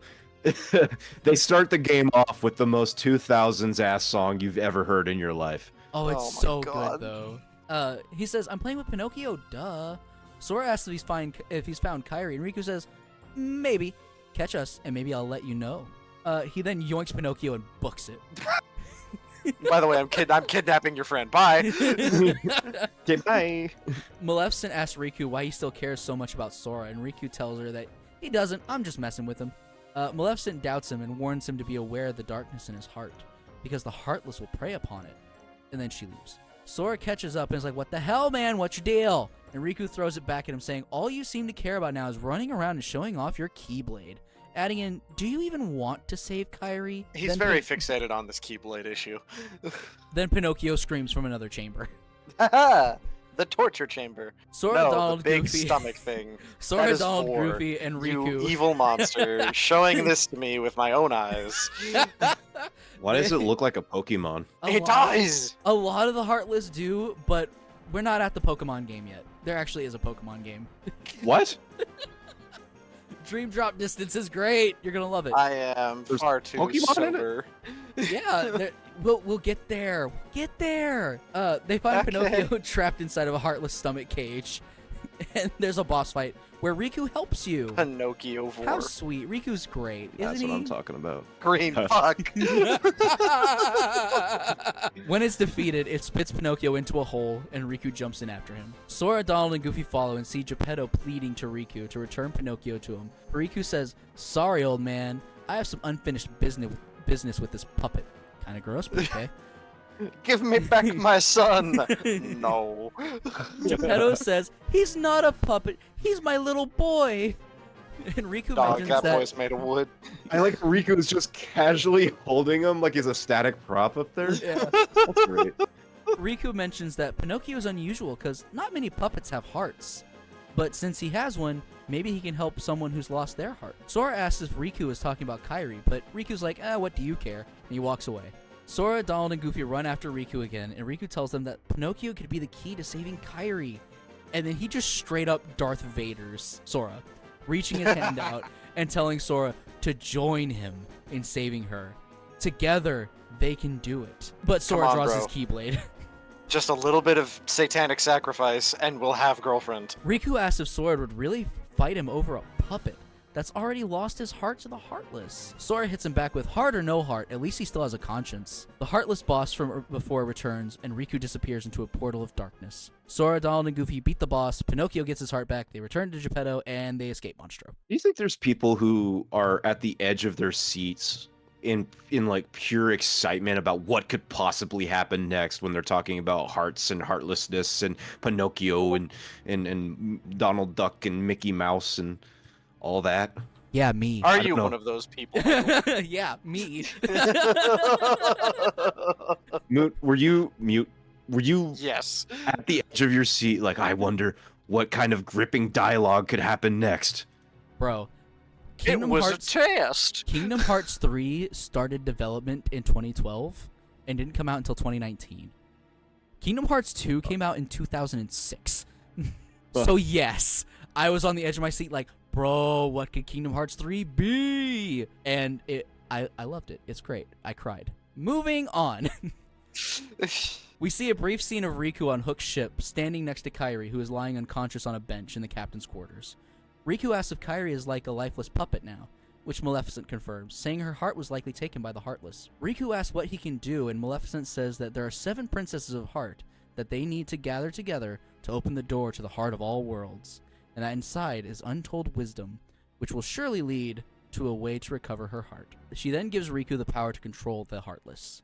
Sora, Donald, and Goofy land in Atlantica from The Little Mermaid, do the movie minus Prince Eric, seal the keyhole, off they go. The only really thing of note for Atlantica is that King Triton seems to know about the Key Bearer, as he calls him, and the existence of other worlds, and you kill Ursula in a boss fight. Am I crazy, or do I remember like half Fishman Sora? Yeah. Sora is dressed like Sora's bottom half is a dolphin, Donald's is the bottom half of an octopus, and Goofy's a turtle. I need to see I need to see Turtle Goofy. I will send you pictures when we're done. No, it's make sure you put them in the video. It's so bad. Moving on to the absolute best Disney World in the game. Halloween Town, baby, from Nightmare Before Christmas, boys! I have seen the Halloween Town Keyblade, and it is kind of cool. It is so Didn't they cool. give, like, Sora this edgy-ass costume, too? Yup. Oh my. How fucking 2000s can you get? I need to listen to Korn and go to Hot Topic. Oh, I'm overdosing on my childhood edge. So I'm sitting here comatose. The reason for these transformations is that in order to keep the world order, as they like to keep saying, they need to match the aesthetics of the world they're going to, which is why for some reason Donald becomes half duck, half octopus, because those exist in The Little Mermaid. Sure, and turtles with dog heads. Yeah, absolutely. Wait, anyway. Turtle Goofy is just a turtle with Goofy's head? Yep. That's awful. And I was thinking, like, okay, so if anyone's ever played Bloodstained Ritual of the Night or Curse of the Moon, did you just say to me? It's a great game. Go play it right now. I'm giving it a plug. It's a great game. Anyway, there's a boss that's like, imagine a centaur, but the lower half is a turtle. And that was what I was imagining with Goofy. And now you tell me he's just a turtle with a dog face? Yeah. I love that. I love him. Awful. I am no longer enjoying life. I love the duality between the two of you so much. Green is here for it. Just like, yes, more bullshit. And you're just like, oh, why? dying inside. I can appreciate the absurd. Anyway. I can too, but man, this is something else. And it takes itself seriously. That's the best part. That's the Yeah. issue. Makes it If he great. was willing to be stupid and be like, yeah, I'm being stupid, do something about it. But it's like, nah, I'm Oh, a serious game about emotional problems and the evil No, darkness and ha ha ha. And I'm like, Jesus wept. See, that's what makes it so fucking hilarious to me. Okay, but also, like, Tetsuya Nomura fully knows what he's doing. Trust me. We'll get to some lines later where it's like, okay, Nomura, we see you, we get it. I'm looking forward to it. Oh, it's so funny. But we'll get there. They enter the town square to see a bunch of docile Heartless not doing anything, and they meet Jack Skellington, who is welcomed in by Heartless fanfare. The mayor praises Jack for training the ghost-like Heartless, but Jack laments that their movements aren't scary enough, and leaves to talk with Dr. Finkelstein. Sora, Donald, and Goofy follow Jack, where they learn that he's trying to control the Heartless, but in order to do so, they need a heart. But the heart they have is locked up, so Sora offers to open it up for them. Jack is so impressed by Sora that he wants Sora to be part of the Halloween festivities. He tells Sora that the Heartless only just recently arrived in town, but he's frustrated because they don't want to dance with him. The doctor then shows the ingredients they need in order to complete the heart: pulse, emotion, terror, fear, hope, and despair. They put That the sounds like a ingredients- very unhealthy heart. Yeah. Minus the hope. All of those were negative. Pulse isn't negative. Pulse is fully neutral. Emotion's not necessarily negative. Yeah, but then he gave you 3 fully negative emotions. Hey, where are they? Still. Also, remember, this is a Japanese game at its core, so it's gonna have some like weird emotional nonsense thrown in. Yeah.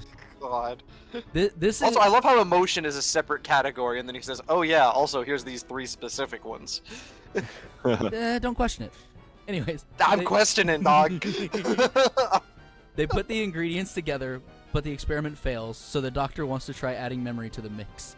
He calls for Sally, but she doesn't come, and so he sends Sora, Donald, Goofy, and Jack to find her, because she has the memory they need for the heart. As they head out, the mayor is in a panic because the Heartless are out of control. Jack postulates that their experiment must have caused the Heartless to go haywire. They fight off the Heartless and find Zero and Sally in the graveyard. Sally gives Jack flowers that represent memory, and she says she has a bad feeling about this, and Jack should try something else this Halloween. Disney doesn't own Star Wars yet. Man, the Kingdom Hearts 4 trailer, everyone thinks that Star Wars is going to be in Kingdom Hearts 4, and I'm so excited. Oh my god, I can't handle it. I do not. I cannot handle Michael Mouse, the rodent. Fucking Sephiroth, Cloud, whoever the fuck, spiky hair boys, and goddamn Star Wars in the same video game. That's I can't wrong. do it. It's a sin. That's not right. Straight to hell. Somebody stop them, please. And you know, honestly though, like, Star Wars fits in this world surprisingly well thematically. No, the fuck does. I It really does. I think that was possibly the silliest, dumbest statement I've ever heard out of your mouth, Bro. and that is saying something. Bro, it does. We'll get to like the light versus the dark, the tug of the darkness, and all that. It's Congratulations, that's all fantasy themed anything ever. That doesn't mean Star Wars fits in this. I But it do not think does. Star. Okay, like fucking Sora's gonna run up with his keyblade. He's gonna lightsaber's gonna cut right through that. no, because it's a I've magic got sword. this. Darth Vader Dude, can't dude, beat me. dude. Whoa. Got immediately Where bisected. the power of love keeps keeps the keyblade from being melted by the turbo laser sword. I swear to Despise God. the concept. We'll get to I'm the sending power of love next stuff. to the people at Kingdom Hearts HQ. I swear. I'll find you. We'll get to the power of love stuff. That comes up. Oh god. Of course it does. Of course it does. Jack says, nothing could beat what I've got planned. Once we give the Heartless a heart, they'll dance just as I envisioned it. As they leave, we see Lock, Shock, and Barrel have been watching them. They come to the conclusion that they need to let Oogie Boogie know ASAP. When they tell him what Jack is making, when they tell him that Jack is making a heart, Oogie Boogie says, "I'll be jiggered. That works for me. Oh, when I get Me my too. hands on that, well, I've got no hands, but I'm still gonna nab that heart and control the Heartless." Okay. Wow. Did you guys ever play real? Did you guys ever play the Nightmare Before Christmas game for the PlayStation 2 where you had like a big slime ball in your hand on Jack's No, hand? but I know about it. I've heard about it. Unfortunately, It was- I have not. It was a legitimately kind of cool game. I remember very little about it.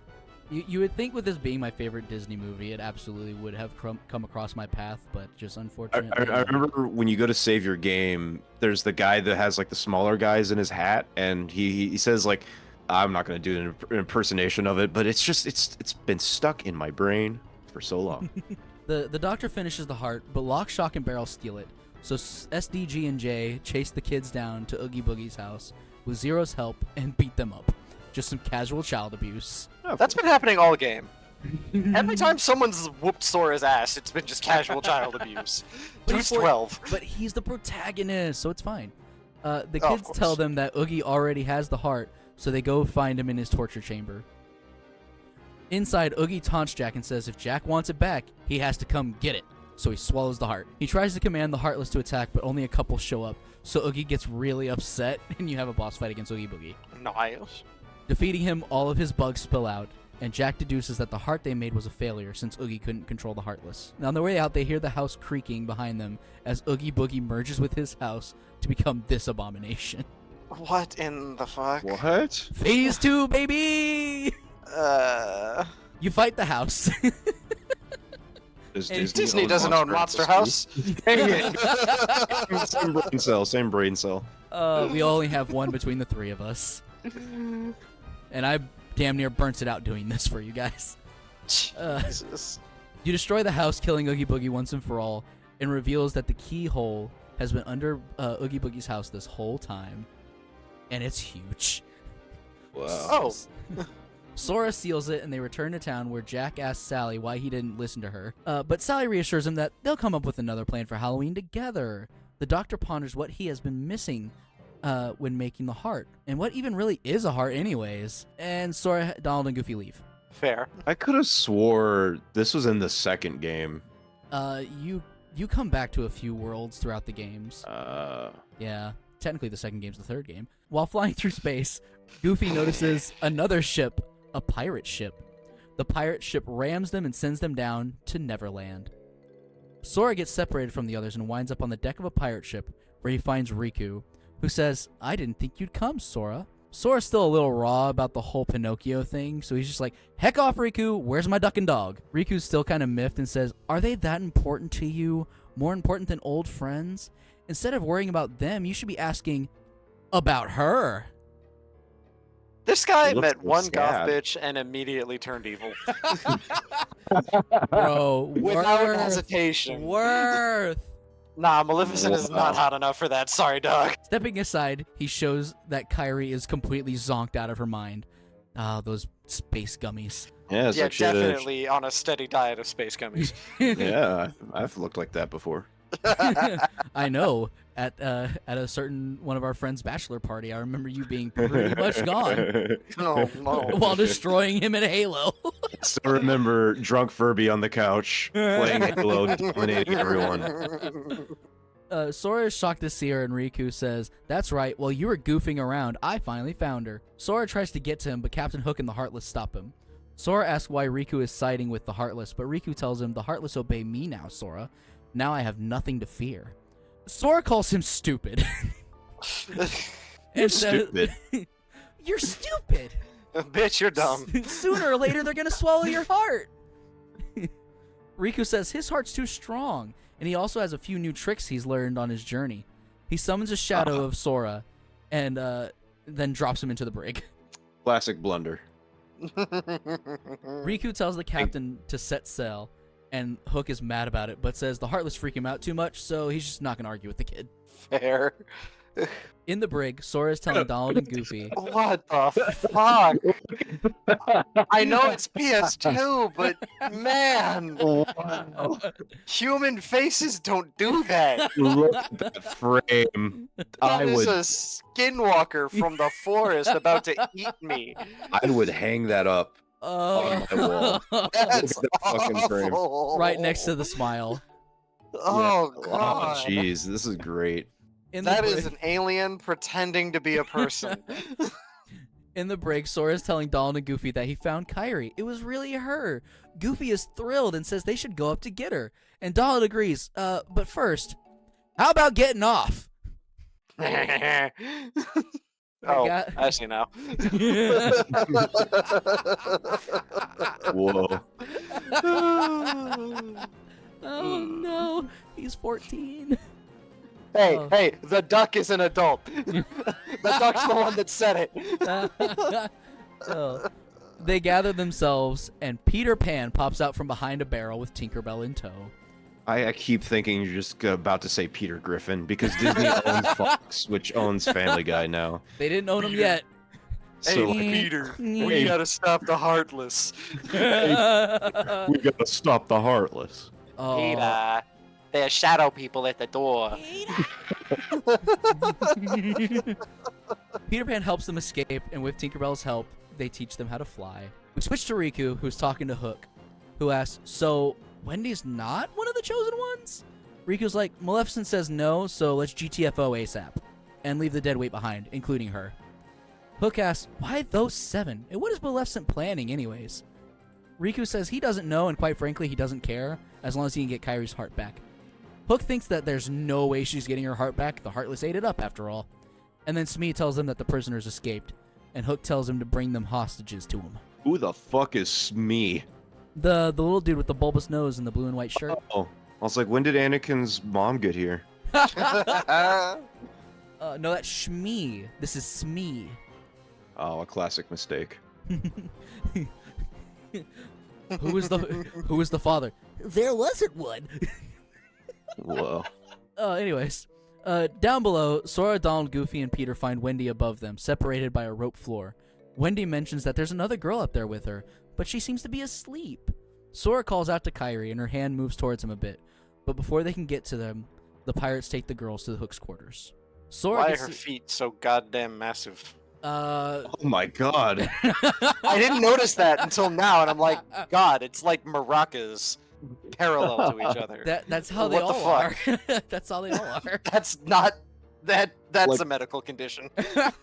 It's so weird. I know it's a stylistic choice, but it's so weird seeing, normally proportioned limbs and extremities on some characters. And then that. There are memes out there that are literally like, oh, Kingdom Hearts is just the story of a boy who grows up and starts to match the size of his feet. Oh my god. Because as the games go on, his shoes get smaller.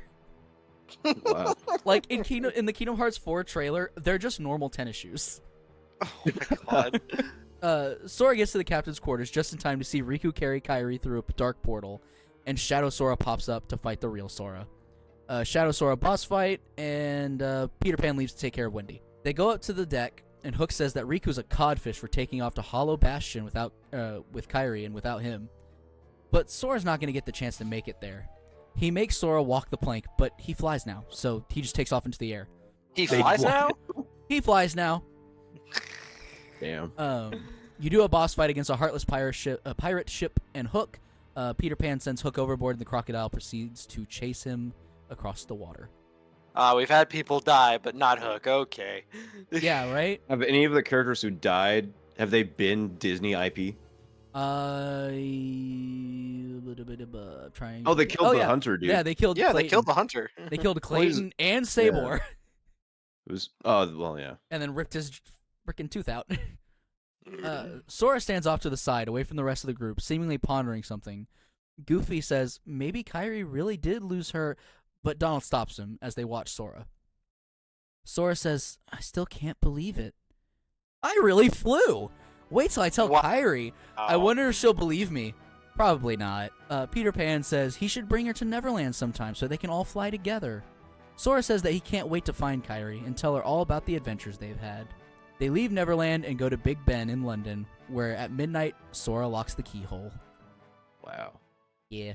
We see the flashback of Riku and Sora in the cave again, but this time we hear Sora mention that the girl arrived on the night of the meteor shower. Riku stays back for just a bit longer, and we see a keyhole appear on the wooden door in the cave. Everyone got that one perfidious homie with the sinister agenda. For real. So which one of us is that? No comment.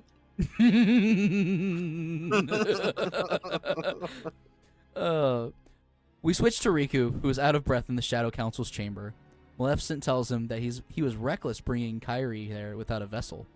Relying too much on dark powers could cost you your heart. A mighty roar can be heard echoing through the halls. Maleficent says it's a castaway. Though his world perished, his heart did not.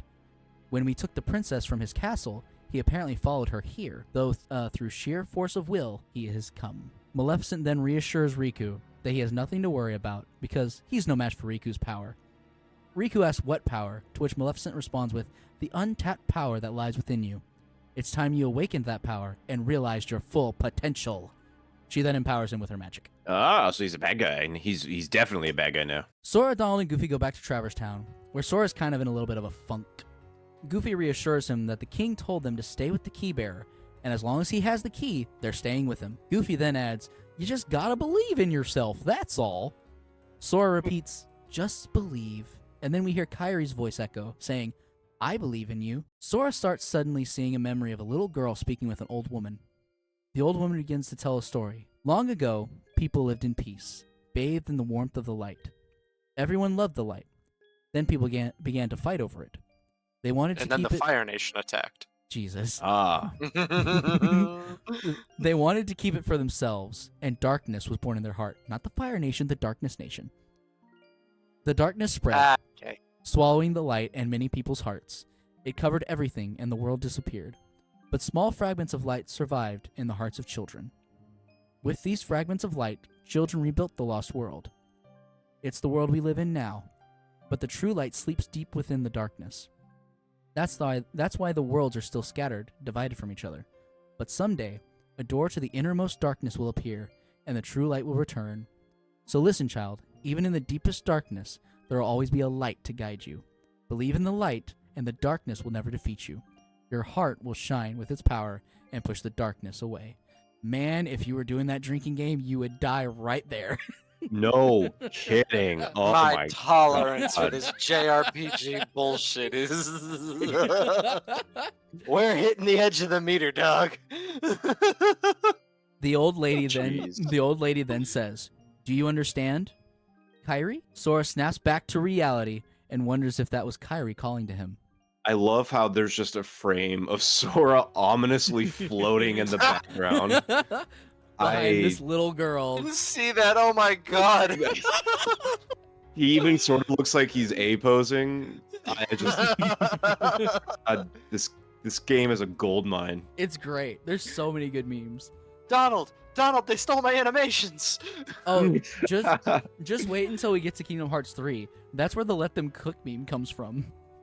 Oh yeah, With Woody. Sora, Donald, and Goofy fly to the water feature where we first saw Riku wake up at the beginning of the game. We have arrived at Hollow Bastion, the best world in the game other than Halloween Town. Doesn't it have a good soundtrack or something Oh, too? it's so good. It's so good. Sora mentions that he knows this place, but he doesn't know why. He can feel a warmth inside of his chest. But Donald blows it off, saying he's probably just hungry. Yes, because warm in my chest is what I feel when I am hungry. Yes. Yes. They make their way up to Fractured Stones, where they find Riku fighting the Beast from Beauty and the Beast. Riku wonders how he made it to Hollow Bastion without a vessel or the help of the Heartless. And Beast tells him that he simply believed, nothing more. Simply believed. When his world fell to darkness and Belle was taken from him, he vowed he would find her no matter what the cost. He believed he would find her, so he's here, which means she must be here. Riku taunts him, and the Beast strikes out at him, only for Riku to dodge out of the way and cut him down. Sora, Donald, and Goofy make it up and stop Riku from finishing off the Beast, and Riku says, "So you finally made it. About time. I've been waiting for you. We've always been rivals, haven't we? You've always pushed me, as I've always pushed you. But it all ends here. There can't be two Keyblade Masters." Whoa. Does he pull out a Keyblade now? Sora is confused, and Riku continues, "Let the Keyblade choose. It's true, Master." Riku holds out his hand, and Sora's Keyblade vanishes from his hand and appears in Riku's. No, he's the bad guy though. Riku follows it up by saying Maleficent was right. You don't have what it takes to save Kyrie. It's up to me. Only the Keyblade Master can open the secret door and change the world. Sora's befuddled and says, but that's impossible. How did this happen? I'm the one who fought my way here with the Keyblade. To which Riku claps back with, you were just the delivery boy. Damn. Get fucked. He then takes out a wooden sword and says, sorry, your part's over now. Here, go play hero with this. And he tosses the sword to Sora's feet. Dang, what a jerk. Sora drops to his hands and knees, defeated. Donald looks at Goofy and says, Goofy, let's go. We have to remember our mission. Goofy looks troubled and says, oh, well, I know the king told us to follow the key and all, but... And he follows Donald as they walk away from Sora to join Riku. Bye, kid. Well, obviously this guy's showing a lot of villainous tendencies, but, well, orders are orders. Goofy is the captain of the guard. He's just following orders, boys. Soldiers follow orders. They did say as long as he had the key, he don't have the key no more. Donald turns his head for a moment and looks back and says, Sora, sorry. And they leave. Sorry, kid, but you're lame now. Bye. For real. This isn't just like JRPG characters. This is Donald and Goofy doing this kind of crap. Total whiplash. It's too much character for them. The Beast stumbles forward, and Sora tries to get him to stop since he's still hurt. Beast asks Sora why he came here. Beast says he's fighting for Belle, and though he's alone, he's going to keep fighting. Sora grabs the wooden sword and says, me too. I'm not going to give up now. I came here to find someone very important to me. With the Beast's help, Sora makes his way through Hollow Bastion. We cut to Maleficent in a chamber where we see 6 captured princesses in the walls and a dark pod in the center. On the right, we see Jasmine, Cinderella, and Aurora. On the left, Snow White, Alice, and Belle. Remember how I said Cinderella, Aurora, Snow White, and Belle would be important later? Dun dun dun! There are 4 of the missing princesses! Yay! Whoa. And in the center, we see Kyrie. Maleficent calls out, oh purest of hearts, reveal to me the keyhole. Lasers shoot out of the princesses' chests and show that the keyhole is in this colorful heart-shaped machine. As they do. Of course. Look at it, it's so pretty. Sora and Beast arrive in a chamber where Beast says to stay on guard. He feels Belle's presence and turns to see a visage of her as it turns into a Heartless. He chases after the Heartless and gets locked out of the room, and the camera turns to show Riku, Donald, and Goofy is in the room now with Sora. Riku says, quit while you can. Sora says, no, not without Kyrie. Riku says that the darkness will destroy you. And he changes into this super edgy dark armor. Oh my god. My god. Wow. It's great. This is... Oh my god. This is something else. We can even see the JRPG belt fetish putting its way in. He's got 4. Yo, but Riku Oh, be he ripped does. though. Look, he got a whole 6-pack and everything. That is a muscle suit. Ain't no way he's Those are not real. He is not built like that. No, sir. We saw his arms earlier. They Hey, were man. twigs. He's 15. You never know. Anyways, Sora shoots back saying, He's "You're beefing with a 12-year-old this whole game. Oh my god. 14. Sora's 14. Just like an 8th grader picking on the... No, that's a freshman. A freshman picking on a 7th grader. Get Sora, shit if you're on, gonna choose kid. your nemesis, you're really punching down, man. Sora shoots back saying, you're wrong, Riku. The darkness may destroy my body, but it can't touch my heart. My heart will stay with my friends. It'll never die. Riku sneers and says, really? The power of friendship. Exactly. Riku sneers and says, really? Well, we'll just see about that. And he fires a burst of darkness at Sora. But Goofy jumps in front of it with his shield and blocks it for Sora, saying, Sora ain't going anywhere. Riku asks, you would betray your king? Goofy fires back, not on your life, but I'm not going to betray Sora either, because he's become one of my best buddies after all we've been through together. He then looks at Donald and hollers, see you later, Donald. Could you tell the king I'm really sorry? Donald realizes he's on the wrong side of history here and says, hold on, Goofy. We'll tell them together. And Oh my rejoins God. He's Sora. a real one. Rejoins Goofy at Sora's side, adding, well, all for one and one for all. Goofy then says, I guess you're stuck with us, Sora. Sora thanks them, but Riku, being the edgy boy in this scene, asks, "How will you fight without a weapon?" Sora responds, "I know now. I don't need the Keyblade. I've got a better weapon. My heart." Riku is unimpressed, saying, "Your heart? What good will that weak little thing do for you?" Sora continues, "Although my heart may be weak, it's not alone. It's grown with each new experience, and it's found a home with all the friends I've made. I've become a part of their heart, just as they've become a part of mine. And if they think of me now and then, if they don't forget me, then our hearts will be one.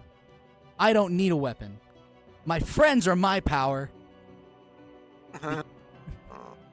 Fight for my friends. Oh yeah, my friends fight for me. Yeah, friendship. Hey, Shit. Who wrote this shit? friendship is magic. It's a Disney game. And magic is heresy, kids. Wow. The Keyblade in Riku's hand vanishes, and the wooden sword that Sora is holding turns back into the Keyblade. Boss fight against Riku. You beat him, and he runs off, Beast returning and saying Sora's heart won this battle. Oh, shut up! Wow, God. my heart, powered by my friends, will. Who writes this shit? Who likes this shit? I mean, you obviously, but I like, love it. Friendship is magic. how? How? It's I'm so gonna- good. Tell you what, I'll whoop Sora's ass. You want to know how? Friendship and a 45 automatic.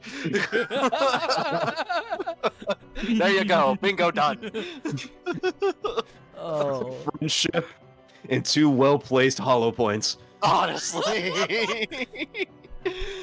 Oh, this hurts me My- on another level. My 2 friends, Mustang and Sally. We cut God, I don't even consider myself like overly edgy or anything. It's just so sickeningly saccharine. Eh.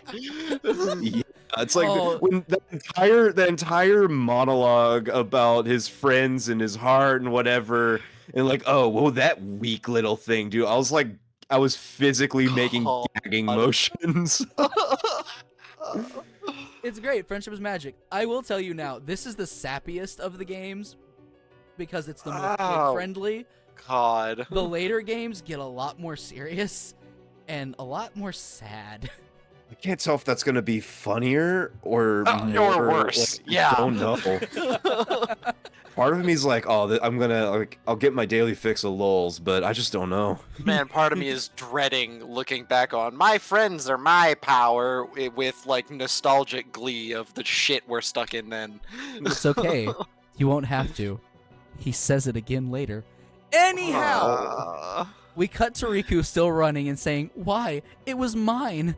And then a familiar deep voice calls from the darkness, saying, "Know this. The heart that is strong and true shall win the Keyblade." And we see the brown-robed figure. Riku asks if the figure is saying Riku's heart is weaker than Sora's. The figure says, "At that moment, it was. But you can become stronger." Oh, he's evil as fuck. He continues, "You showed no fear in stepping through the door to darkness. It held no terror for you. Plunge deeper into the darkness, and your heart will grow even stronger. Open yourself to the darkness. Let your heart, your being, become darkness itself." We watch as Riku, back in the dark armor, walks up to Maleficent, next to the heart-shaped machine. Riku speaks, but now his voice is layered with the robed figure's voice. He says, "So I see the path has emerged at last." Maleficent responds, "Yes, the keyhole to the darkness." Riku tells her that if she unlocks it, the Heartless will overrun the world. She's like, I don't care. The darkness holds no power over me. Rather, I'll use its power to rule all worlds. Riku comments on her confidence and summons a red and black keyblade into his hand. But the end of the key isn't complete. Maleficent says that that's impossible because all the princesses are here. She then turns to Kairi, who is lying on the floor, and says, "It must be because of her." Riku says without her heart, she will never be able to release her power. Maleficent then leaves to take care of Sora, Donald, and Goofy, leaving Riku to guard the princesses. She meets up with them and tells them they're too late. The final keyhole will be unsealed and the world will be plunged into darkness. Sora says, "Nuh-uh," and they do a boss fight. You The mean fuck nuh-uh. you mean, Synchronization. One do- brain cell. They defeat Maleficent and she retreats into a portal of darkness. But does she scream about having all the powers of hell like she did in the movie? No, that's in Birth by Sleep. We'll get there. Unplayable. Sora, Donald, and Goofy follow her and see Riku has also followed. Sora notices the Keyblade in Riku's hands and Riku tells them that unlike Sora's, this one has the power to unlock people's hearts. He then says, "Allow me to demonstrate." And he stabs Maleficent in the chest. What a real one. Wow. Whoa. Yeah, Dealing in an unequal partnership? Kill them. just straight up, behold, Jant. Observe. Observe, Shank. She then turns into a dragon. Whoa. He teleports away, you do a boss fight, and you beat Far her. less impressive than the one in the movie. I mean, look how small they are compared to her, though. Look how small its wings are compared to the body. That's how it is in the movie! Hold on. Yeah, Damn, I did not remember the visuals of that movie, dog. Yeah, they beat her, she bursts into green flames, leaving only her robes behind. Riku returns and comments that it's ironic, she was just another puppet after all. The Heartless What were an edgy using... bitch. Yeah. The Heartless were using Maleficent from the beginning. She failed to notice the darkness in her heart eating away at her. He scrapes his boots on her robes and adds a fitting end for such a fool before vanishing into darkness again. What an edgy bitch. They arrive at the keyhole, but as they approach, Goofy gets separated from them by a magical barrier. Sora runs over to check on Kairi, who's still lying on the ground. He tries to wake her, but Riku says it's no use. That girl has lost her heart. She cannot wake up. Sora comments that that's not Riku, but he continues. The keyhole cannot be completed so long as the last Princess of Heart still remains asleep. Sora has a what the fuck moment and asks, the princess? Kairi's a princess? Good job catching up to everyone else, buddy. Riku confirms and says that without her heart, the keyhole can't be completed, so it's time she awakens. Sora pleads, whoever you are, let Riku go. Give him back his heart. Riku retorts, but first you must give the princess back her heart.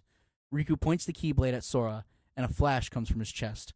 Riku continues, don't you see? The princess's heart is responding. It has been there all along. Kairi's heart rests within you. And Sora says, Kairi's inside me? Whoa. Oh, God, why? The line that launched 1,000 pieces of questionable artwork. No, stop. Stop. I hate its existence just as much as you, but at least I acknowledge it. When does he Oh. say the funny line about Kairi's heart? Riku says he knows all there is to know, and Sora's like, dude, who are you? Riku tells him, it is I, Ansem, the Seeker of Darkness. That was the name from the beginning. Wow. Ansem then literally bitch slaps Donald. Get fucked.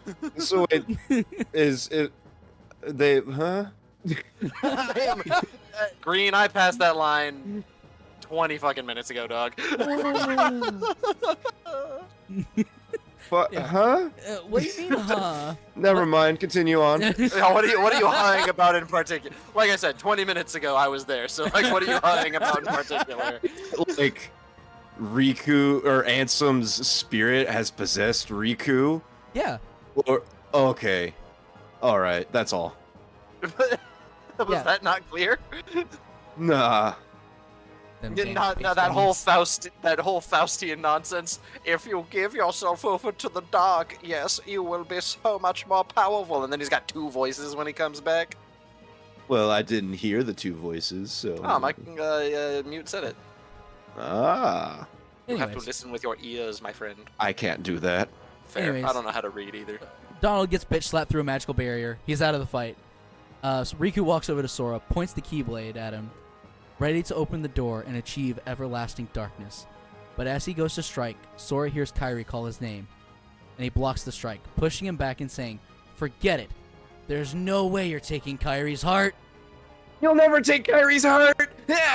My Yeah, God, why? that's all. Okay, I checked that. That is all Green cared about. That one line, he's done. 1v1 boss fight against Ansem Riku, and it is probably the second hardest fight in the game, because he just moves so freaking quick. Skill issue. Ansem Riku vanishes into the darkness, and Goofy and Donald run up and mention the keyhole. Sora tries to close it, but since the keyhole isn't complete, he can't. Sora says they have to wake up Kairi. He picks up Riku's Keyblade off of the ground, turns to look at Donald and Goofy, who tell him to wait, as he smiles at them. What are these animations? What? Had a few space gummies. He is cooling over there. That And is he either stabs space himself in the gummies, heart. or that is the face of malicious intent. That is then a face that could commit war crimes and giggle about it. Well, he committed something, and it wasn't war crimes. So, I mean, he stabs himself. Yeah. Yeah, true. So he stabs himself in the heart. Oh no.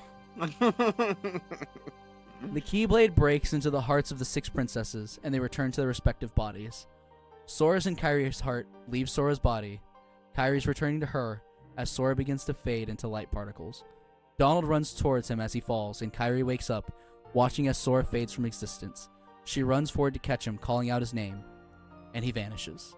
Donald yells for him to come back, but it's too late. Sora's gone.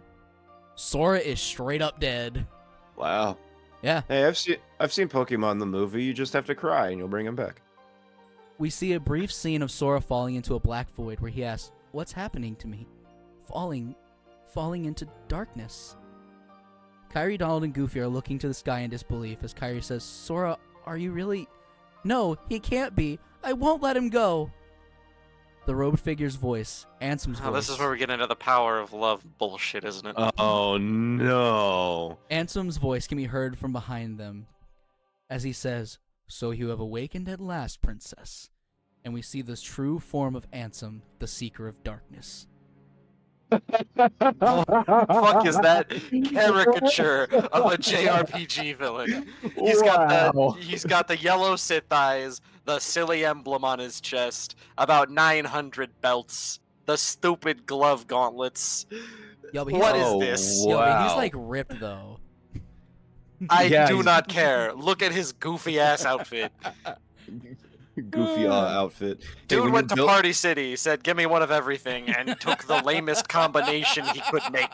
Listen, Krautman, when you're built like a brick shithouse, you can wear whatever you want to. Dog, at that point, just wear pants and nothing else. Show it off. Don't get this goofy strap jacket. What are you, half a gimp? Hey, at least he doesn't have like the stupid ass fingerless gloves, you know? Oh God, Oh, those are coming, aren't they? Mute. maybe. He continues. Technically, Sora's been wearing fingerless gloves the whole time. I've my noticed. God, I you're haven't right. commented on it. No, you're right. No, it gets worse. Oh, I'm in pain. Oh, I hate this. Ansem continues. The keyhole is now complete. You have served your purpose. Ansem goes to strike Kairi, Donald, and Goofy down, but the ghostly form of Riku attempts to stop him, saying, "No, you won't use me for this." He tells them to run, because the Heartless are coming. One of the small shadow Heartless watches as they run off, and he runs after them. However, you are controlling it. You play as one of the Heartless trying to kill Kairi, Donald, and Goofy. Oh, nice. Best part of the game. I'm 100% down. You know, that's an actually like pretty interesting thing for them to do in the game. I don't know, something about that's pretty neat. Yeah, the perspective flip is cool. When you catch up, Donald says he'll handle it, but all he does is bonk you on the head and says, "Confounded Heartless, get lost, will ya?" Rip Bozo, get the fuck out of here. Rest in peace, you won't be missed. The Heartless looks at Kairi and she asks, "Sora, is that you?" I fucking knew it. No. Are they gonna power of love him back to normal? The Heartless looks at Kairi No, we didn't get as an answer. more go to attack. Kairi says, "This time I'll protect you." As 6 Heartless jumper. This time I'll protect you, says the generic powerless JRPG love interest. Okay. Donald and Goofy turn to see Kairi getting annihilated. It's just getting fucking ganked, This time I'll protect you gets rolled in the streets of Boston. Oh my God. But She then, got that's for sure. then a flash of light bursts forward, destroying them all. And Sora is standing there, holding her in his arms. He's back, baby! I've got sugar poisoning. Good God. The beast jumps down from a balcony to help fight off the Heartless and tells them all to escape while he holds them off. They return to Traverse Town, where they tell the Final Fantasy crew what happened. Sora and Kairi go down to Leon's sewer training place, and they all talk about how Kairi's heart was with Sora the whole time. Nah, how romantic a place for a discussion. But they still have The to literal save Riku. sewers. They're still missing their buddy. Fuck him. Kairi asks if it'll ever be the same between the three of them, but Sora reassures her she was able to save him from being a Heartless, so they can save Riku. Kairi says, Bro is literally evil. bro out of choice said, yeah, possess me, dog, I don't care. Did you see his outfit? You don't wear that outfit when good is on the menu. Oh, I love his outfit, though. It's so cool. You would. You would. You fucking would, honestly. Kairi says, let's go. And Sora's like, yeah, no, I just saved you, dude. You're going to stay here where it's safe. I'm going to go save Riku. Kairi reminds him that they made it this far by sticking together. But, like, come on, how much did you really do? I mean, you know. Y'all were separated for, like, the whole game. What do you mean? No, they were together the whole time because her heart was inside of his tummy. Man, shut up. That's stupid. Sora tells her, even if we're apart, we're not alone anymore, right? She responds, I can't help. But Sora jokes that, you just be in the way. I mean, kind of true. We saw her try and protect him and just get raffle stomped, so like... Okay, we're at the end game here. We probably have like jumped up in levels and stats and everything. Kairi ain't done shit, so she's got no levels. And Sora flies now. Get your level 1 ass back to the starting zone. We clown them motherfuckers at checks notes. I can't remember the name of the place. Hollow Bastion. Sure, that's one of them. That was a title card. I remember that. It's empty keep, but Hollow Bastion works too. She concedes, but hands him her shell charm that she's been making since she was on the island, telling him to take it, saying that it's her good luck charm, and ends by saying, "Be sure to bring it back to me." What's the sass, lady? Sora says, "Bro just saved your life and probably soul. Can't be nice for 20 seconds." No, not her soul, her heart. Shut up. Same difference. Pretty much, actually, yeah. Sora says, "Don't worry, I'll bring it back." Kairi says, "Promise?" And Sora confirms. Kairi adds, "Don't ever forget, wherever you go, I'm always with you." That's gonna be literal, isn't it? We cut to a dark path. I didn't get a fucking answer. We cut to a dark path where we see Riku walking and telling Sora and Kairi that he's sorry, then pondering if this is the afterlife.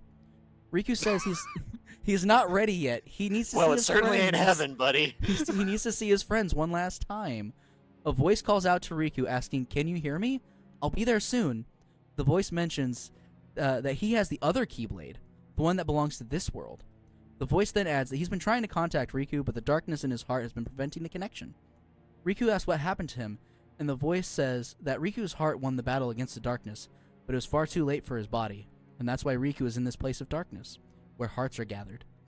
Riku asks what he should do, and the voice says the door to darkness will open soon, but it's a door they can't enter. It has to be closed from both sides, and in order to do that, they need 2 keys and 2 hearts. Riku's like, yeah, but like, is Sora and Kairi okay? And the voice like, bro, look in your heart. They're fine. You already know that. Now let's get a move on. Search your feelings. You know it to be true. If you want to know how your friends are doing, simply gaze into your organs. I mean, hey, I told you, Star Wars. Anyways, Riku's like, yeah, sure, I was making a silly joke. Their point is still bad. No. What if I told you that Luke Skywalker's already in these games?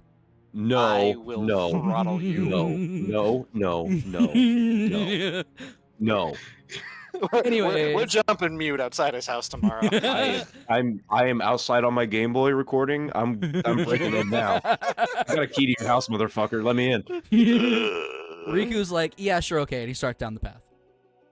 Sora, Donald, Goofy, and Beast return to Hollow Bastion, where Beast says that we'll get there. Says the princesses are still inside the castle. They all make their way back, and Belle tells them that the princesses are using their magic to hold back the darkness from the keyhole. The other princesses ask Sora to hurry and seal it because the darkness is starting to pour out. They also mention that Ansem got swallowed by the darkness and he was smiling as it consumed him. Ooh. They enter the keyhole, fight the massive behemoth Heartless, and kill it. They exit the keyhole, and the Final Fantasy crew's back. The Final Fantasy people are back. I forgot these God. people were in this game. Yeah, this is their home High world. definition, normal proportions. I'm not used to that shit. Yeah, this is their home world.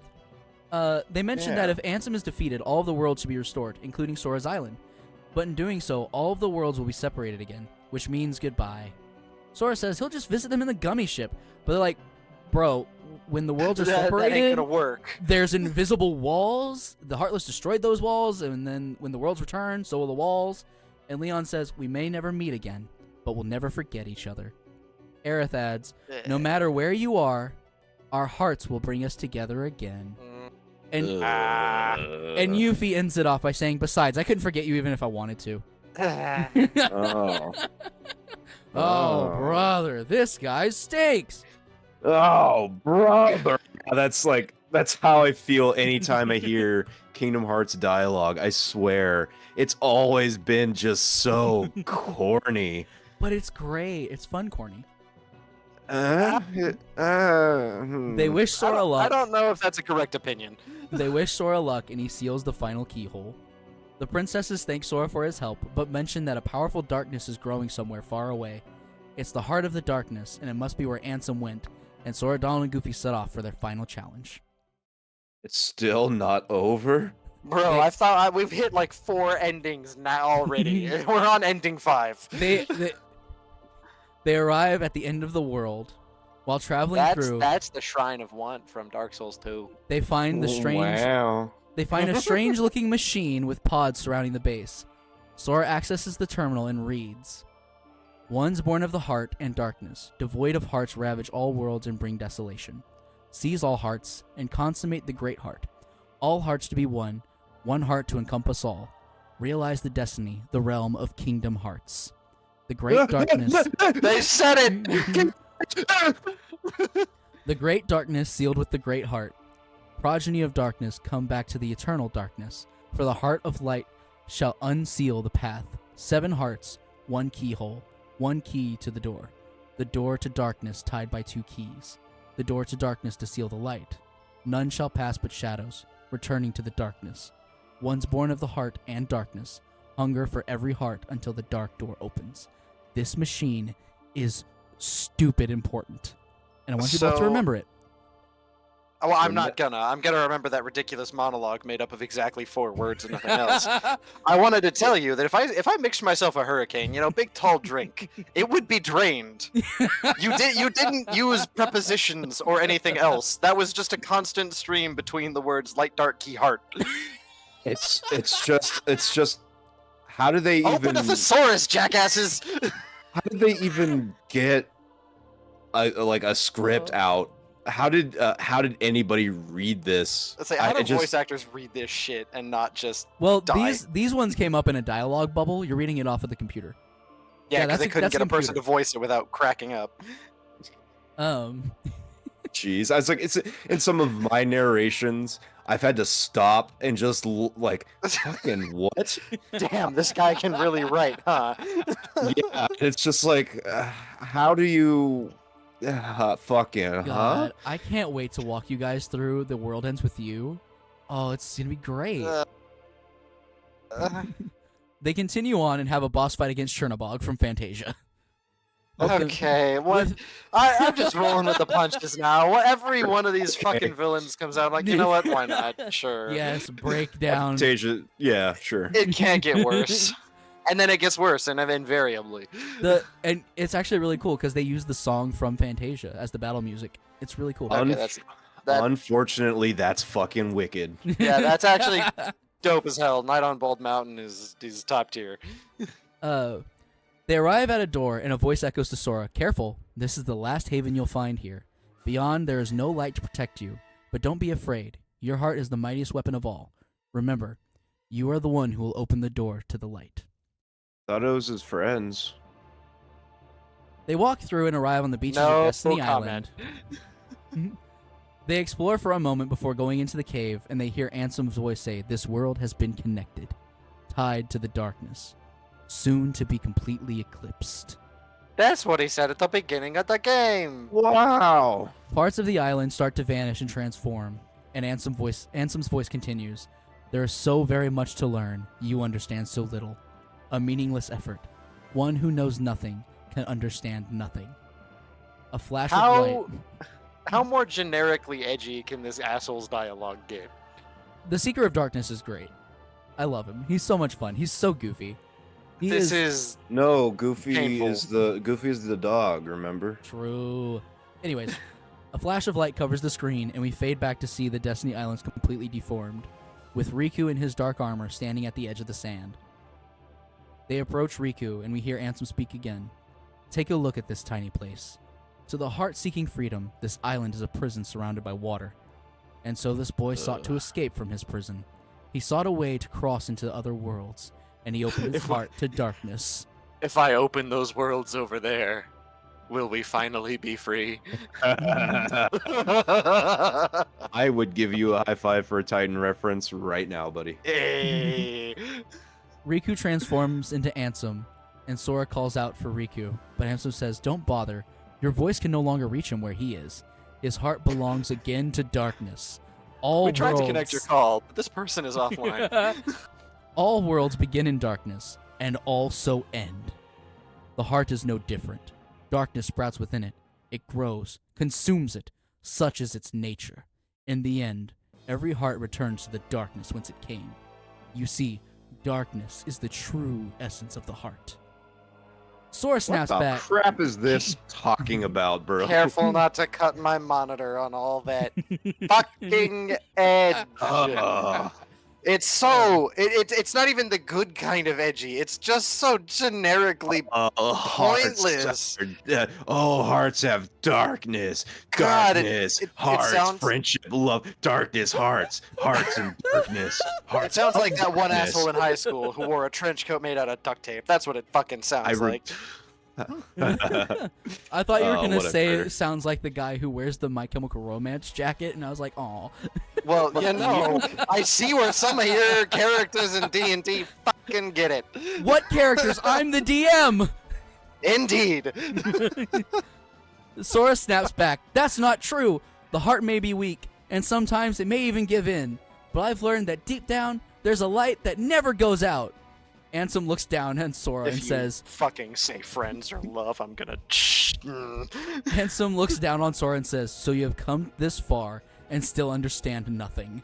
Every light must fade. Every heart return to darkness." He And we will summons. sail to a billion worlds He summons. until every light is extinguished. He summons the dark figure. The dark Fucking figure is Miku important. wishes he was that cool. Honestly. The dark figure is important. Keep him in mind for later. What the fuck is that? Boss fight against the dark figure and Ansem here. Ansem floats away. Against Shadow Clown and Jackass in a thrift store outfit.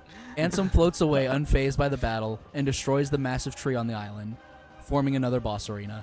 Sora hops in, but Donald and Goofy are stopped by an invisible barrier again, and Sora 1v1s a Darkseid, one of the bad guys from the beginning of the game. He then 2v1s Ansem and the dark figure. Ansem drags Sora, Donald, and Goofy into the darkness, and his voice echoes out, "Behold the endless abyss. Within it lies the heart of all worlds. Kingdom Hearts." Yeah, They said it again. that we got it twice. This is the first time it's actually said. The other one was a text bubble. Anyways, Shut look as hard, look as hard as you are able. You'll not find even the smallest glimmer of light. From those dark depths, all hearts are born. Even Light, yours. darkness, darkness, light, heart, kingdom hearts, darkness, light. Darkness conquers all worlds. My dreams tonight are just gonna be those 4 words on repeat, nothing else. I'm gonna when they torture me into insanity in a government black site, that's just what they're gonna play. Those 4 words on a loop, and I'm gonna go nuts. I'm gonna be on my date tomorrow. I'll be looking off into the distance, and I'll be talking about. Do you feel the darkness in your heart? This is the sleeper. Oh, This is the sleeper agent activation code right here. We turn and reveal that Ansem has turned himself into a giant aircraft carrier. What in the fuck is that? Fucking what? We Hold on, what? we suddenly took a trip to Warhammer 40K by way of It's like- Doom. We got like the Tyranid bioship or something. What?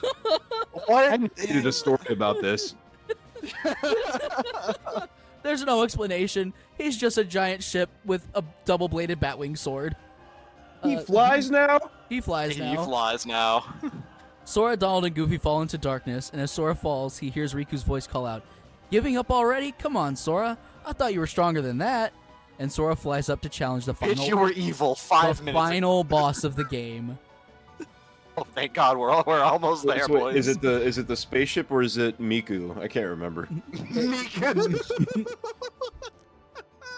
No, Miku is actually the ship name for Mickey and Riku. We'll get there.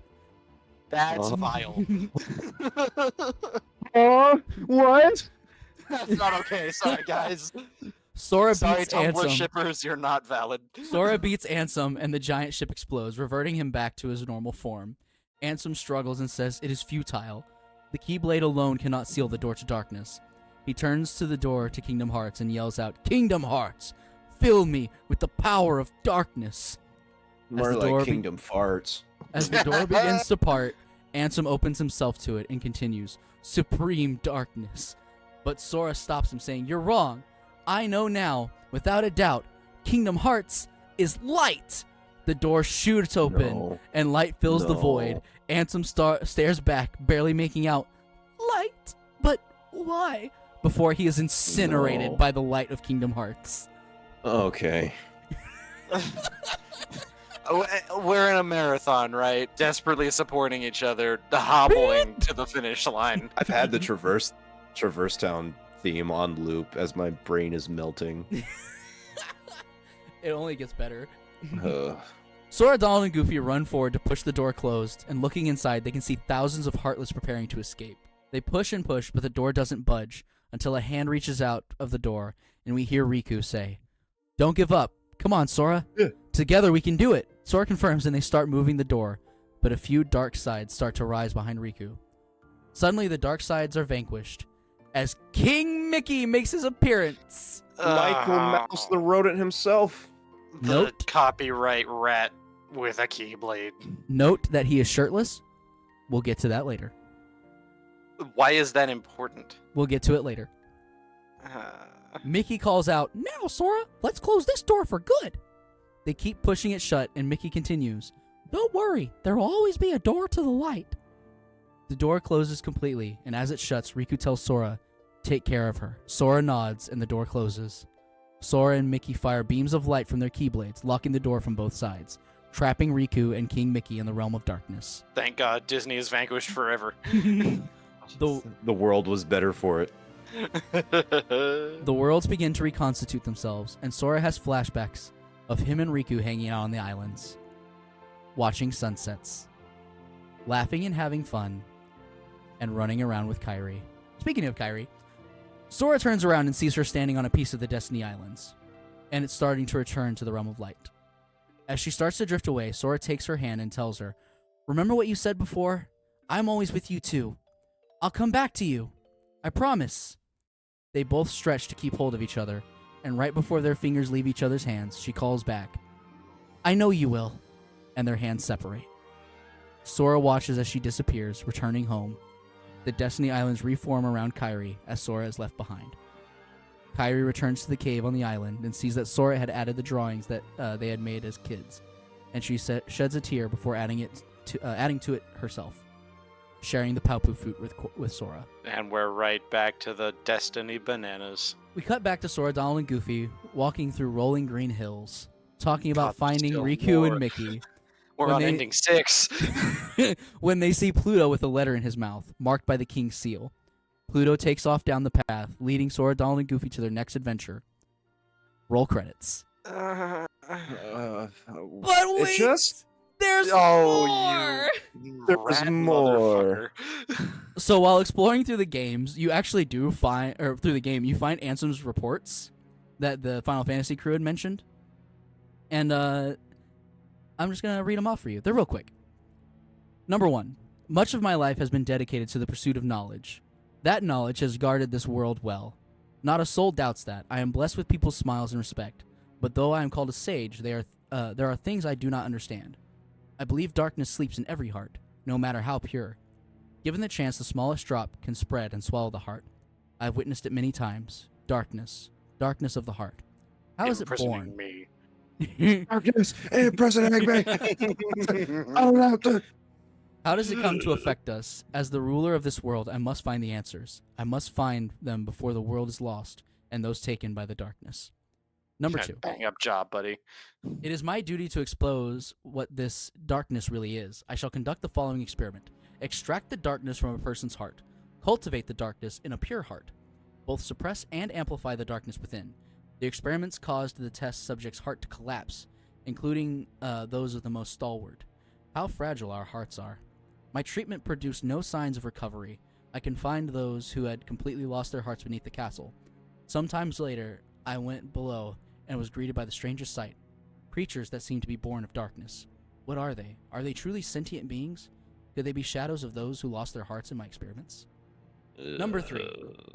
The shadows that crawl beneath the castle. Are they the people that lost their hearts or incarnations of darkness? Or something entirely beyond my imagination? All my knowledge has provided no answer. One thing I am sure of is that they are entirely devoid of emotion. Perhaps further study will unlock the mysteries of the heart. Fortunately, there is no shortage of test samples. They are multiplying underground even as I write this report.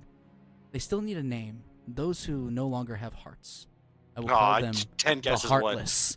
Yeah. About as creative as I expected. Number 4. The Heartless appear in groups and are multiplying rapidly. I've provided them both living and non-living samples. They've responded only to the living. They seem to multiply after absorbing something from the living creatures. Their prey vanishes without a trace. I believe the Heartless are taking hearts. They are born from those who've lost their hearts, and thrive on hearts seized from others. The hearts taken by the Heartless become heartless themselves. Though I lack proof, I am confident in this hypothesis. I must also study their behavioral principles. Though they lack emotion, they do seem to have some intelligence. How to communicate with them? It's just occurred to me. Could they be the darkness in people's hearts? 5. To study the Heartless behavior, I picked one out of the observation. It wiggled its antenna and, as if sensing a target, headed deep into the castle. In the deepest part of the castle, its antenna began vibrating, as if searching for something. Suddenly, a strange door appeared. I'd never known of its existence. It had a large keyhole, but it didn't seem to be locked, so I opened the door. You said keyhole, but I definitely heard pee hole. Oh. The door had a urethra. This bears further study. What I saw on the other side mystified me. What was that powerful mass of energy? That night, I observed a great meteor shower in the sky. Could it be related to the door that I have opened? 6. A massive core How many of of energy. these are there? 13. 13 is a very important number in this series. We'll get to that. A massive fucking core of course it energy is. lay beyond the door sought by the Heartless. It may be the ultimate goal of the Heartless, but what is that energy? I have devised a hypothesis, based upon my observations of the Heartless. The Heartless feed on the other hearts, and they yearn for that energy core.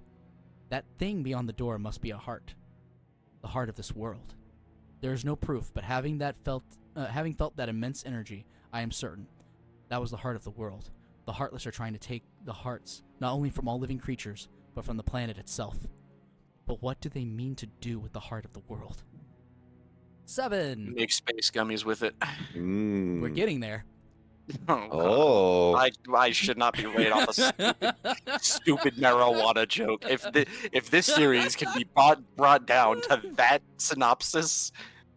Ansem's report number 7. I am now studying material from the meters that rained down that fateful night. What a find! The material is foreign to our world. It is elastic to the touch, and when two pieces are combined, they bond easily. None of the records even mention such a substance. Was it introduced to the world when I opened the door? I wonder how many other such materials drift through the atmosphere of this tiny world. I wish I could soar off and find out. Could there be uncharted worlds up there? My curiosity never ceases to grow. But I should stop speaking of such unrealistic dreams. For now, there is no way to venture outside the world. My people and I are all but prisoners of this tiny place. Number 8. There is no doubt that the Heartless are deeply connected to the people's hearts. Further study may unravel both their motivations and the mysteries shrouding the hearts. As a start, I have built a device that artificially creates Heartless. By recreating the conditions that spawn the Heartless naturally, I should be able to produce them artificially. This device is the culmination of all my research thus far. The machine's test run successfully created a Heartless. This may be a step towards creating a heart from nothing. The artificially and naturally created Heartless showed nearly identical traits, but the two types remain distinct for the purpose of the experiment, so I'll mark the ones that are created artificially. So that emblem that was on the front of Ansem's chest, a bunch of Heartless have that, and that's how you determine a pureblood Heartless from an artificial. Huh. So the Heartless are racist. Sure. Number 9. Simply astonishing. Today I had a guest from another world. He's a king, and his vessel is built of the material that composed the meteors. He called these pieces gummy blocks. It seems that my opening the door has opened a path to interworld travel. We talked for countless hours, but one story in particular caught my interest, that of a key, called the Keyblade. The Keyblade is said to hold phenomenal power. One legend says its wielder saved the world, while another says it wrought chaos upon it. I must know what this Keyblade is. A key opens doors.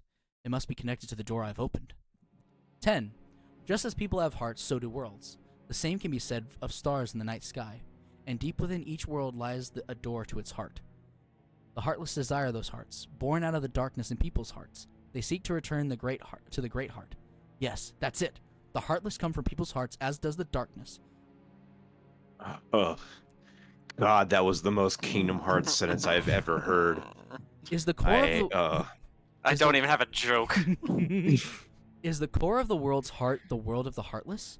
I will pursue the answer there and become all-knowing. My path is set.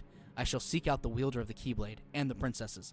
My body is too frail for such a journey, but I must do this. I will cast it off and plunge into the depths of darkness.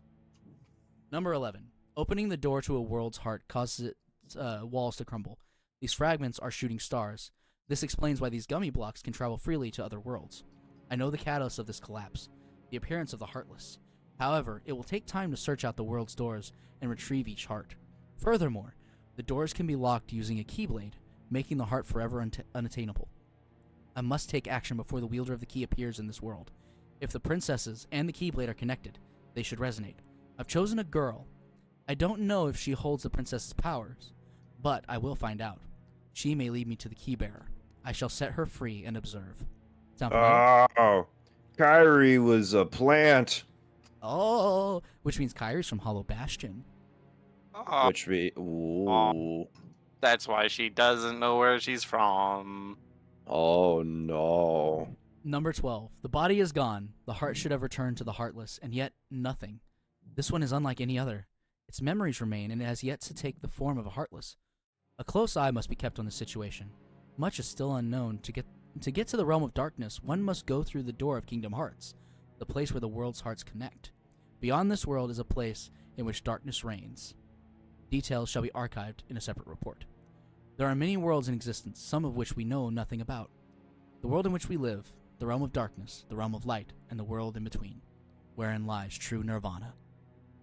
Number 13. Where does the body go when it's separated from the heart?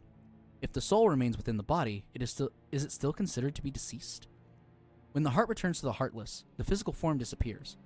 But that is merely true in this world. Perhaps the body exists in another form in another world. If that is the case, then it is possible for one to exist in two worlds, a being that is neither darkness nor light, belonging nowhere, abandoned by its heart, a mere shell of its former self. The relation between the heart and the body is complex. However, I am certain that if your self exists here, then by definition, the other cannot truly exist.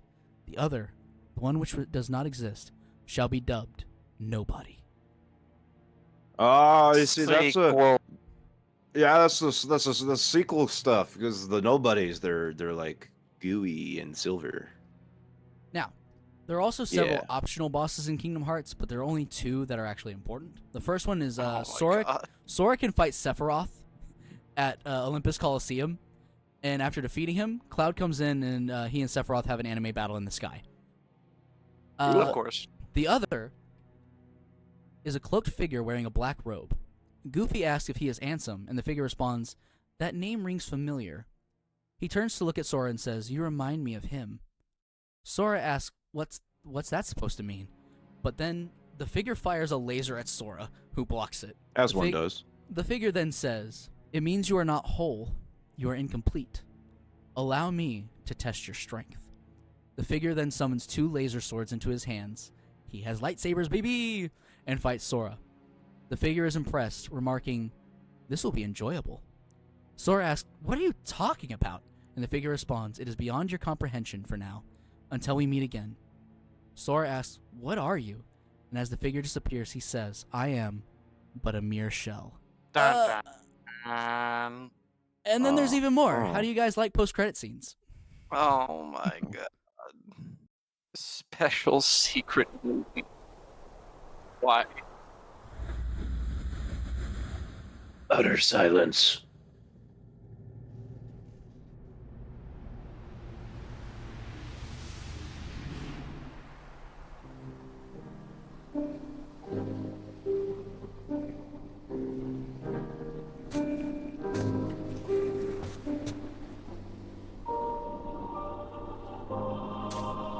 Yeah, he's definitely a villain. What gave you that impression? You know, I can't put my finger on it. Call it intuition. Oh, this is aggressively 2000s. Oh my god, that edgy ass sword. Oh, he's got 2 and he's holding it backward. I'm so numb. I can't feel you there, brother. I'm pretty sure I saw this AMV in junior high. I think so too.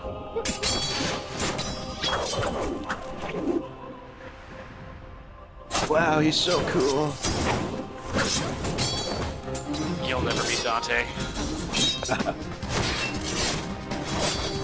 This is my OC. You can read about him on DeviantArt. Please don't steal. Please don't steal. Aww. Some random blindfolded dude. This isn't Jujutsu Kaisen. He's just... What is this bullshit?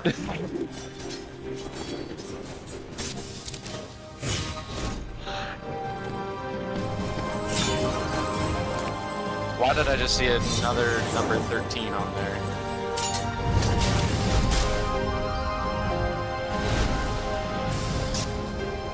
I can hear, like, the Evanescence music videos. Same.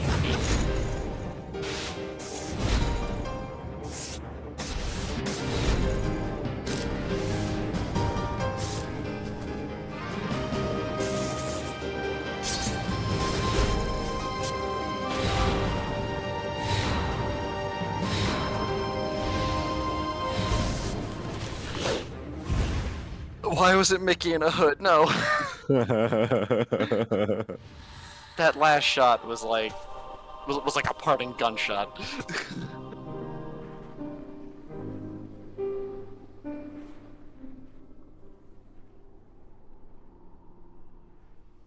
Speak up. He looks just like you. Oh my lord. Why is he just flying like that? Rose on that one Fortnite emote. And I suppose we'll understand that later. Yeah, and we end on this shot of a girl standing on a beach, watching something fall from the sky. That's not a girl, that's Kyrie. Presumably. Presumably. You'll never take Kyrie's heart. So, any questions, comments, or concerns? Man, what is this dumb shit? It's like great. It was hyped up so hard. It's great. It's the most aggressively 2000s thing I have ever seen. That's a word. Great is a word. As to whether it applies, it's just like, we can I don't discuss. know. Something about it just, I don't know. I think it's the fact that it takes itself so seriously. I am happy that you like it so much. And then Donald and Goofy are there too. I suppose somebody has to. I'm telling you, it's a lot more self-aware than you think it is. But also, I don't care. I will say, Kingdom Hearts 1 is very much sappy, goofy, sugary, sweet. The later games kind of drop a lot of that because they already have their fan base now, and their fan base was starting to grow up. And it turns more into Final Fantasy than Disney. But then you still have Disney there. sure. The core of the issue is also not just the Disney. That's just it looks kind of wacky. It The looks core weird. of the issue. PS2, man, PS2. It's very strange. There's stuff to appreciate about it, sure, but it's just, I don't know. Dark light heart, dark light heart, dark light heart key. Dark light heart key Kingdom Hearts friendship. Dark light, I've my friends, activated my the heart, sleeper agents. my heart, darkness is all hearts return to darkness. Darkness imprisoning me. All that I see, it's just like I don't know if I have even much to say about it other than it's so schlocky. Yeah. Yeah. But we will get back to this with Kingdom Hearts Chain of Memories, the second game in the franchise. But then what Which is about not Kingdom as I Hearts? would expect Kingdom Hearts 2. It was released on the Game Boy Advanced. Is it the card one? It is. I think I remember being just barely able to read and trying to play that game and not knowing what the fuck I was doing. I will say, Chain of Memories gameplay awful. It's so bad. The card system is really RNG and anyways, but the story for Chain is really, really good and really sad. And but we will pick up that when we actually do that. So thank you everyone for watching. Don't forget to like, comment, subscribe, and then go and visit GreenSpleenSubmarine's channel if you want to see some really weird cryptid crap. It's not even cryptids, it's paranormal green texts. Check There it are out. also Hyperborean Antarctic pyramids. Yes, there's plenty of those too. So if you want to get your fix of schizophrenia, come see me. All right, Anyway. boys, pray for the two of us. We don't have the strength. Goodbye, everybody. We'll see you for Chain of Memories. Save me. I'm chained up in his basement. Help.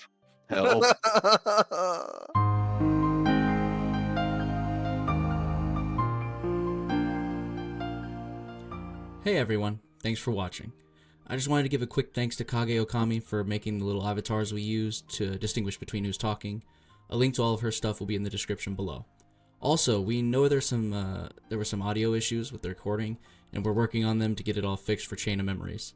Thank you again, do all the YouTube things, and we'll see you then.